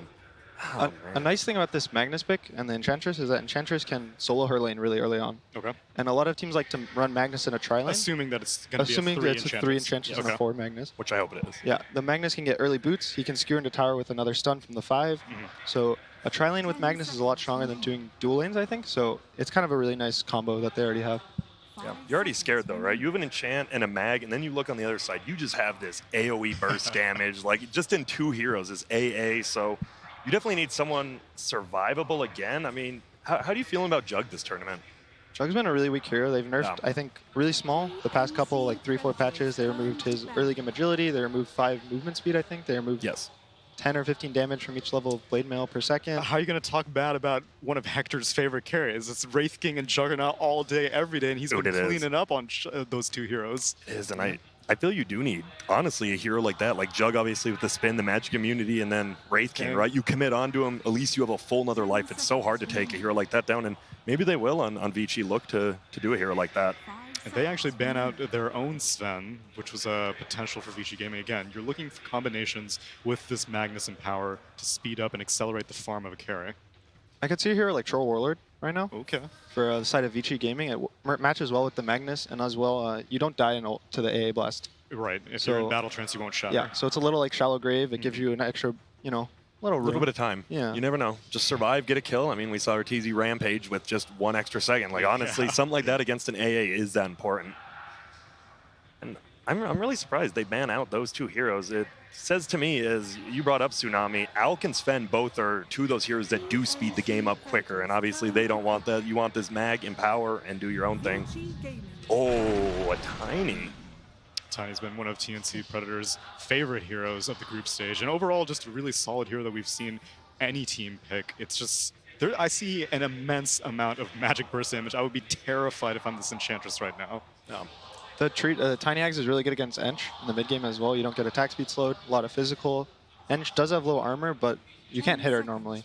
But having the ability to do physical damage without having to hit her is really good, I think. So if this was like a team secret draft on the side of TNC, I would have no idea which hero is playing well. We could see like mid AA, we could see 3-position Sand King. Based on TNC, which way are you leaning towards the AA Sand King and Tiny being played?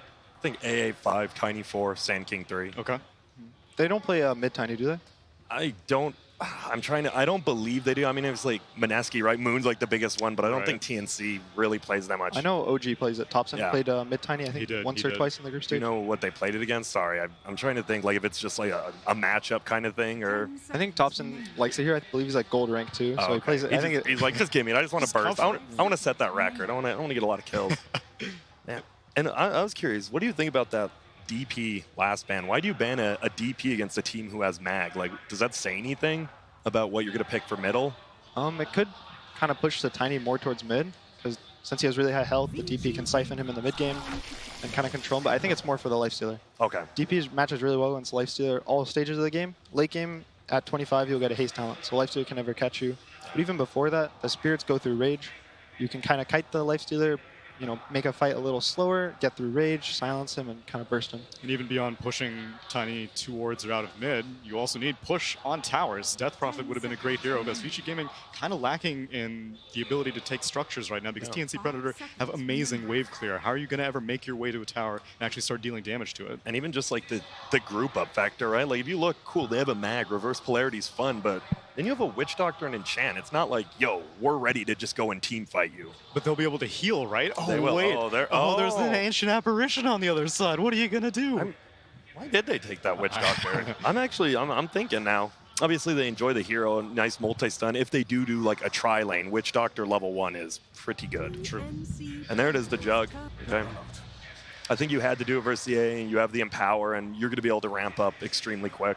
Yeah, they banned the... I think Sven could have been a good pick if they didn't ban it. Yeah. It matches fairly well against the Lifestealer, and that's one of the few heroes right now that wants to go BKB early and is melee. A lot of the ones are like Gyrocopter goes BKB early this patch, but they need a melee hero for this Empower. So I like the Jug. Just a hero that's going to have to be very, very careful about how he uses that spell immunity. Both carries have that sort of option. That's what Tiny does, right? Tiny just makes you, it really does, once he gets that Blink Dagger, it just makes you think, like, is he behind me? Where is he at? You always have to know where he is on the map.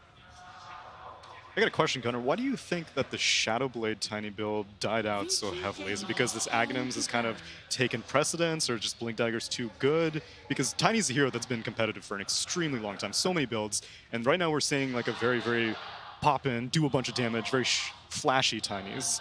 Shadowblade in general has gotten a lot less popular. A lot of teams are playing a lot more fast, a lot more together.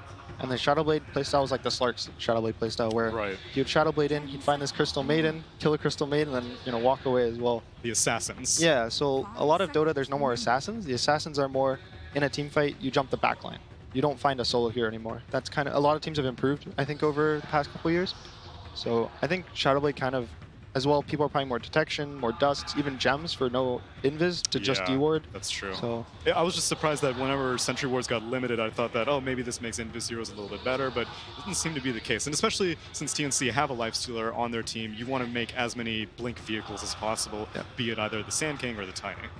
They banned Kunkka, that gives them, it's more team fight. I think they're banning a lot of team fight right now. I mean, they need it. Like, they need somebody to group up. Someone who can, like, rotate now. None of these heroes rotate. Enchantress wants to sit in the lane.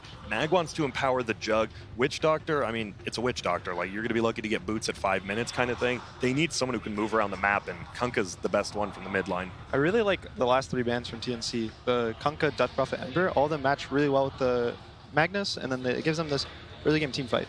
All 3 of them. So I think TNC has really nice bans against Vici. I'm just baffled at the Vici picks. They've picked 3 heroes who really like to heal. Yeah. Juggernaut with the healing ward, Witch Doctor, and Enchantress, and now they're going to wrap it up with what is most likely a mid Lina for Vici Gaming. I like it. I mean, you should be able to dominate lane. Obviously, TNC has the last pick. We'll see what they want to take, but you have someone who can move around. You have someone who can actually burst down. Maybe the lifesteal, you hit a stun from Fog, you get the Laguna off. You do have the ability to now kill that lifestealer, which is nice. I could see them. You're tanky. Yeah, I could see TNC picking a 4 here and putting Tiny mid. Okay. It matches up well against the Lina. You have a lot of HP, so her nukes don't do a high percentage of your health. Yeah. And you can kill her the whole mid game. Once you get your blink, she dies. She doesn't get HP that much. I think they could pick Rubik. I think could be a decent hero, and maybe Earthshaker. Both of them are unbanned. Tim's really likes those type of playmakers in the mid and late game. Is there a way Alina just destroys like a Tiny in the laning phase? Like you get the stun, you get a couple of the creeps, and you just out harass them, or no? Eventually Tiny will just catch up. Yeah, because I would assume that Lina having such high range and Tiny having to go back to get a tree every like 5 seconds would make it pretty Lina favored. But a lot of the time you get boots really early on Tiny, even some mid start boots as a mid laner, which is kind of unheard of for other heroes. They get into range, they just toss combo. The Lina will lose like 60% of her health. A combo for Tiny from the Lina, he'll lose like 15, 20, 30, maybe max, and he can just salve up. That's so. It's more like the mid game, I think. A lot of Vici Gaming's heroes are squishy, and if he goes mid, I think this Ags build, this Blink Echo Ags, is really nice. Yeah. And it is the Queen of Pain. They're going to go traditional. It's Queen of Pain versus Lina in the mid lane. Really curious to see how this one's going to shape up, but I'm going to give it to someone who will know a little bit better. It's the Banana, it's the Slamma, it's the Jamma, it's BSJ. This game, I think we have a classic hold the fort for Vici. They have Empower, and the only problem I have with an Empower lineup is if you lose too many objectives so that you don't have enough space on the map to farm. But I feel like they have a lot of kill potential and burst on TNC, but they don't have the best tower taking potential after they get those kills. So I feel like they're going to have to get too many kills on TNC in order to close off the map for Vici. So I'm going to have to favor the Empower lineup. But if TNC is able to apply that aggression and turn those snowballing kills into more objectives, I think they'll have a great chance of taking this. I'm going to give it over to Toby Wan and Cinderin. Take it away. You know, it's a beautiful time when BSJ is sitting there saying, you know what, TNC's got to be aggressive, because that's exactly what we want to see, Sind. Yep, it is, and this game is definitely a clash of styles. Vici Gaming, toward the end of the groups, I want to say, started playing a little bit slower in some of their games, and they've taken this style into this game. And I share a lot of the reads and thoughts of the panel and BSJ here as far as what the strengths and the weaknesses of each lineup are. And my biggest concern for Vici Gaming is, how do you find fights? You have your catch is Skewer and Cask. It's almost like we have to go back to the older Magnus. Was like, I blink instantly RP and then Skewer back. But he's a position 4. He is a position 4. It takes a while to get those items out. So yeah, it's going to be tricky, I think, for him to get these things done in the game. And when you look at TSC's lineup, it's the other way around. They have plenty of ways of starting a fight. They have a Tiny who's probably going to get a dagger. He is position 4, so also a bit slower, but Sand King is a great catch. Yep. They have the Infest into Queen of Pain that can potentially jump the backlines and get kills. But at the same time, maybe slightly playing on a timer, not too good at taking towers. Yeah, but that's what TNC always plays like. You got to have them being aggressive. This is what it is. Just run forward. We have our combinations for kills. The timing as well doesn't also seem to be limited. Like, you don't have to wait for the infest before you go for a kill. The draft panel was talking about this tri-lane that they could actually get away with running if you want to get up in the face of VG Gaming. If you want to try and restrict this area, the VG needs to farm up, needs to be able to control to make the most of that in power. So There's so much. I'll let them release. Yep. Okay, right. We're good. Out of the system, or it's just on cooldown for the moment. There we go. So yeah, as far as TNC's game goes, because of the nature of how their lineup works with being very kill hungry and having a lot of stuns and fighting potential in team fights, and Vici being a little more lacking in that department, a lot of the time games like these get very decided in the first 10 minutes, because if the team that has all this catch and all this aggressive potential gets rolling, and the other team can't fight back, sometimes the game they just run out of steam really quickly. Vici Gaming, we had a game with that with their mag where it started losing map control. On the other hand, if Vici Gaming's laning goes well, TNC can't punish as hard as they want, and then all of a sudden you have a free farming Magnus or a Jugger with Empower, which you have to deal with. So. Yep. So they can't let him have that space. They've got to really try and control VG Gaming. The first battle for the runes is going to be, well, probably not that much of a fight. Tims isn't really going to have a battle against VG Gaming on the bottom lane, and there will be the contest by Cuckoo, as well as AU, which Paparazzi will have nothing to do with. So again, it's just that one floater around the runes. But is it going to be a straight 2-2 trade? Yep. So we actually get tri-lane versus tri-lane for the moment. This is how everything always starts. How long do you actually hold this? Like, if you're VG Gaming, like how fast do you pull the Magnus back? I think they're just not... I'm not sure they're getting what they want here. Well, they're body blocking the way for the Radiant side, and they're letting theirs go. Yeah, that's pretty standard nowadays, because what will happen now is this wave will push at the bottom lane. It will push into Enchantress, and she can play control on her side of the lane.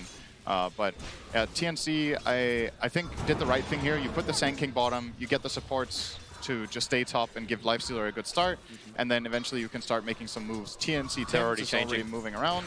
And Sand King is one of the better heroes at dealing with these aggressive tri-lanes, because you can hide in the Sandstorm, you can buy this Quelling Blade right now, put down a sentry when they sentry. If you eat their sentry, they can't kill you. And I think there's only one sentry in play here for Vici Gaming, only one on DY, as Magnus is already left and is going top to help Yang. Yeah. After the switcheroo. They both were holding it, but you're right, it's moved off that bottom lane. Still wait for the time for it. Tims and Darmel trying to play against Ori. Normally it's meant to be a little aggressive early on, especially with the Tims Tiny. Always looking for the right opportunity to attack. Same time, Gabby. Greatest thing about a Lifestealer, you've got so much sustain in your own lane up on that top, so you're going to be okay. Especially with the help from Ancient Apparition right behind you. The lane gets tricky for Lifestealer when Enchantress hits 6. If she hits it early, and Lifestealer doesn't have total free farm. But the free farm aspect is probably in play. It's an Ench Magnus lane. It's very weak. Ench is strong by herself. Magnus doesn't really contribute very much, but he needs to get experience somewhere. So he's just Tims, he's trying to kill off DY. That's not going to work though, but almost did. Cute. Cute try. It's like the worst creeps as well that you can be thrown into. The Kitchen Prowlers. Yeah. But yeah, Lifestealer will be okay happy up here. I think the challenge for VG Gaming in their safe lane is to get Yang 6 as soon as possible without giving Fade no game on the mag. So every minute he will pull this camp, more than likely. And if Ench can get 6 in the meantime while he's doing this, they will end up winning this lane, which has a Magnus in it. If you win your Magnus lane, you're generally very, very happy with that. Doesn't even have to be a huge one. Even a draw most of the time when you have a support mag is a great outcome. You should talk about winning the lanes. The one you were talking about before was like SK can hide inside the Sandstorm and farm a bottom lane. Hasn't had to use the Sentry and Quelling Blade, and hasn't even really got that much CS. He's 5-0 against the 15-4 of Paparazzi. I was expecting Paparazzi to have a pretty good game. Like, Juggernaut hasn't really been the most popular of heroes, but Paparazzi, I don't think there's been a single game where you've said he's performed poorly. And he's going to make this Juggernaut work, especially in the early. Yeah, I used to have, when you think back 1 year, I used to consider Paparazzi one of the more unstable carries in his previous composition in the team. Would sometimes overextend, would make reckless decisions, get killed too much for a carry. I think he has improved a lot lately and really bumped himself up to the top of the list of the best carries in the world. Just mainly, it's not really his mechanics that have improved that much, it's his decision making. It's just understands the map better, knows the limits of his heroes better. And it's showing in the results this year for VG Gaming. I feel like also like on both of these teams, there's the supports that make space for a lot of these cores too. Like DY's been having a great time, but here comes your toss. It's Tim's going to work very early on. Paralyzing cast make it difficult to move forward. The Avalanche buying space, combining with the Barrier Strike. This will be first blood. Going the way of Gabby. Paparazzi, there's no real way he can intimidate them to get off his support. That's great news for Gabby to get the kill. 300 gold, it's the same as 6.5 creeps. Now you're going to have the swap going around, so Sand King will still stay bottom for now, looking to pull. And I guess he's waiting to see what VG Gaming's rotations are. Now that Enchantress has TP'd bottom, they might want to swap something around again, and that looks to be the case. Gabby is now starting to run across the map while Sand King stays bottom to face the Enchantress. Tim's going to go towards mid. Shadow Strike out, already line strike away from Ari, connects on Armnell. Thanks to that regeneration, we've got all the mana and the health to fight this one. Even the help coming in from AU. Now the Maiden get more. Tims has got tossed back. Magnus arrived to go for a quick skewer, grabbing two with the paralyzing cast. Tims as well as AU have to separate themselves up, but look at Armnell. Blinked underneath the tower, kills off Fate, copping a hell of a lot of damage, but they've got 3 heroes here. TNC as one. They push underneath the tower. GP support's coming in. Maybe now it's a little too deep from Tims. As one. They beat the Tiny in the tree. Yeah. Didn't get the toss that he wanted there on the Witch Doctor. A melee creep came in the way, so Tims could not get the target that he wanted. But at the very least, they were diving with the chat wheel active, so looking to be in good spirits. It's what you want to see if you're a TNC fan, right? Like they're getting in there, they're fighting hard. It may not always make total sense, but that's how you topple one of the strongest teams in the tournament. I like the mindset, though, that they're just trying to put the pressure, right? Even though that was an overextension, the idea of playing this hard aggression and just keeping on cycling your cooldowns to get bonus kills, I think is a good approach. You don't want to just sit back and chill. And they've made some good laning adjustments by ensuring that the Sand King is playing against Enchantress, so Lifestealer has a better time. But Lifestealer against Jugger lane's completely fine. They're both going to farm. If Jugger gets some kill potential with a spin, you just rage it off, and you're absolutely safe and sound, so no problem there. VG Gaming, however, are still the ones with the early lead. They've just got the better gold out of their lanes overall, mid lane. Ori's being attacked, so will Elgato. He's going to run straight past him, looking for the primary kill onto the Lina. Toss him up, throw him down. Okay. He's dead. Yeah. Confirmed dead. Confirmed. And they did this with the Siege Creep alive too. They might want to keep this alive, but they can't do it. There's no additional creeps, no glyph. And this will not turn into any tower damage. Something to keep in mind, as we've talked about, this team doesn't have the best pushing potential, so you really need to play around those catapults. And the gank timing was good, but the wave was dead. We're going to go again. Lina nuked it out. Wait, hang on. There's a sentry ward down. Tims is... he's playing because he thinks he has the advantage with the extra information, but Fate's here. DY will start with the Maldic, skewer him over into Ori. DY will start with the Maldic, skewer him over into Ori, combining with the Laguna Blade. Tims, man, I know he wants information. I know he feels confident, but that Maldic pop is going to finish him off. And yeah, he wants to get in here. He wants to get information in the enemy jungle because obviously you're playing against the Magnus and power lineup. They're going to be stacking camps for the Jugger to farm later. And while Jugger is farming and playing defensively in the jungle, the Enchantress can just play super aggressively in lanes because she's so hard to kill. And that's a nice balance in this lineup, is the pressure that can come from that hero as well as the Lina pushing out waves to keep TNC having to go back and defend and clearing up giving them that space. And here they go again with the Observer and Sentry. They're making sure Ori can't see him coming right up the hill. They'll walk TNC into the mid. Paralyzing cast can make this a little bit more problematic. Ori is getting a lot of damage out. Yu's going to go down. Ori will still fall for this course, but Yang's had time to TP over. Armel TPing out. One more impetus. It'll be enough damage. And Armel, not enough time on that TP to get away to safety. Yeah, they were super ready to help out there. Might see a bit of a change up from Ori in this game. Maybe getting a little tankier in his build would be super useful. They seem to be targeting him really hard. Maybe getting one bracer or a raindrop, anything that could give him just that little extra time for them to connect, and this could go even better. He's already had 3 of the deaths of the 5 kills the TNC has claimed. So they're targeting him really hard, but guess what that means? That just means the Enchantress and Jugger are having great games. And now that Gabby's playing against Ench, you see the problem. He's getting zoned out, won't be able to farm here, and he's going to leave this lane. It's not feasible for him to stay up here. And of course, you have him power lineup.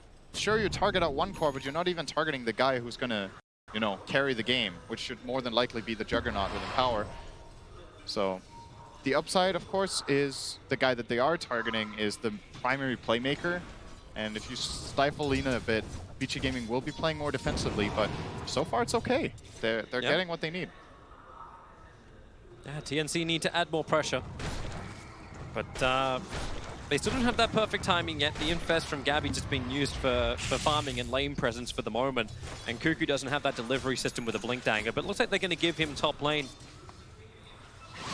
But it really does feel like SK needs to get a lot more out of this game before TNC can be properly enabled, even with Tim's toss. Both of the items he has queued up on Sand King are super good this game. I suppose he will get the dagger first, but I still think you get Veil after that. It's incredible for your whole team. They have insane amounts of magic damage to get amplified by it. Oh, he's going to get dusted. Cuckoo, however, Burrow strikes the other side. He'll be away. Okay, minus 90 gold. There's nobody there to help him. That kill is just flat out not happening from Yang. But maybe a bit of a fear factor going forward. Cuckoo feels fine enough just to buy up the bottle as well. Just walk through, back up to full health and decent mana.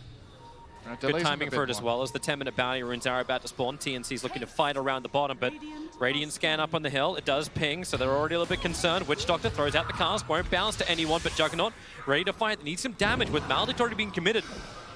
Ancient Apparitions back to relative safety, but with 3 seconds of the runes, Sentry wards are down. Witch Doctor getting really caught out by the Avalanche. Maybe with the heal, no, it's still not going to be enough. But PG Gaming, they want to fight. Shockwave connects onto the Infest. Tiny, where are you going? Yeah, you've got someone else inside of you now. Gabby will pop out.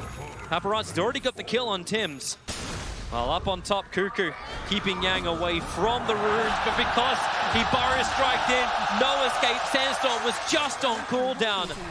And Yang, well, he already had the dust anyway, so big kills from VG Gaming happening on both sides of the map. And it's Siege Creep Wave. They're pushing out bottom. Enchantress is starting a push up top as well, has 2 waves. And that catapult, so bottom tower definitely going down.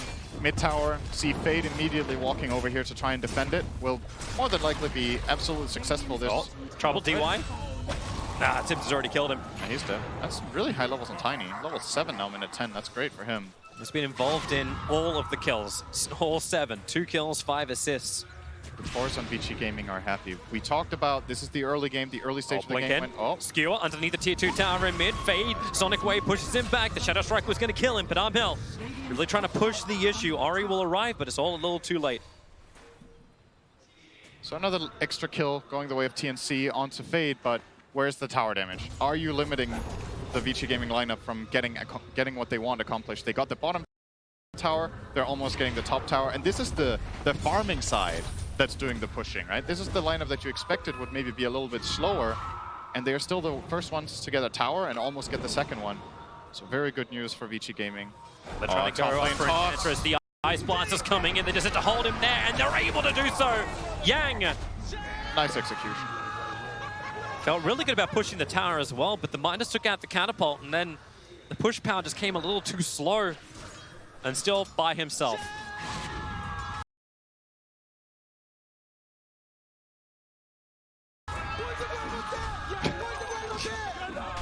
Just in case you needed to raise the spirits.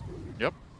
So VG Like, you've still done heavy damage to the tier 1 tower up on top. You've taken the bottom tier 1 tower as well. Is this that point where you're actually happy to let the tier 1 tower go? Should TP in? This is pretty dangerous. Oh, here comes your avalanche already. DY, open wounds up, can't move away. Paralyzing cast, making it difficult for TNC to instantly disengage. Paparazzi has the Omni Slash available. Here comes your Ice Blast, however. Yang and Paparazzi both getting chilled to the bone. And they need more help to arrive. Fade's thinking about making his own play. He's going to skewer himself away. He wanted to skewer into the RP if they really want to have the fight, but maybe now Ori can find an exiting hero with an Iron Strike Array. They control Cuckoo. He'll Pyro Strike away, but because he's been dusted up, one more attack. He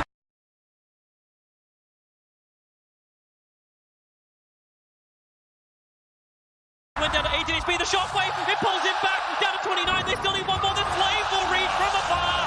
Ori channels the power of the dragon.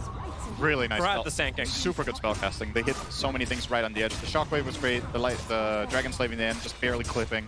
They get the impetus off as well before he gets down. Super nice from VG Gaming. And I thought they were going to lose this tower and maybe a couple of kills, but they end up holding it barely, and they are the ones rewarded with a tower kill. They get this on the Jugger. He's now far ahead of the curve. He's right in front of 3 heroes. And, yep. But he's not walking up. All right. Maybe old Paparazzi would have farmed that camp. But new Paparazzi. They were hoping for it. The Ice Blast just flew straight over the top of him. Version 2.0 does not make that mistake anymore. And that's the kind of clean, sharp play. That's the reason why a lot of people were backing VG Gaming coming into this TI. Yep. Like even over teams like LGD. So Fade's getting his time to farm up inside the jungle. There's so much space in the jungles. DY earning all the fantasy points by stacking every single possible camp he can. You love that, don't you? Do you have on your team today? Of course I do. Oh, of course. Of course I do.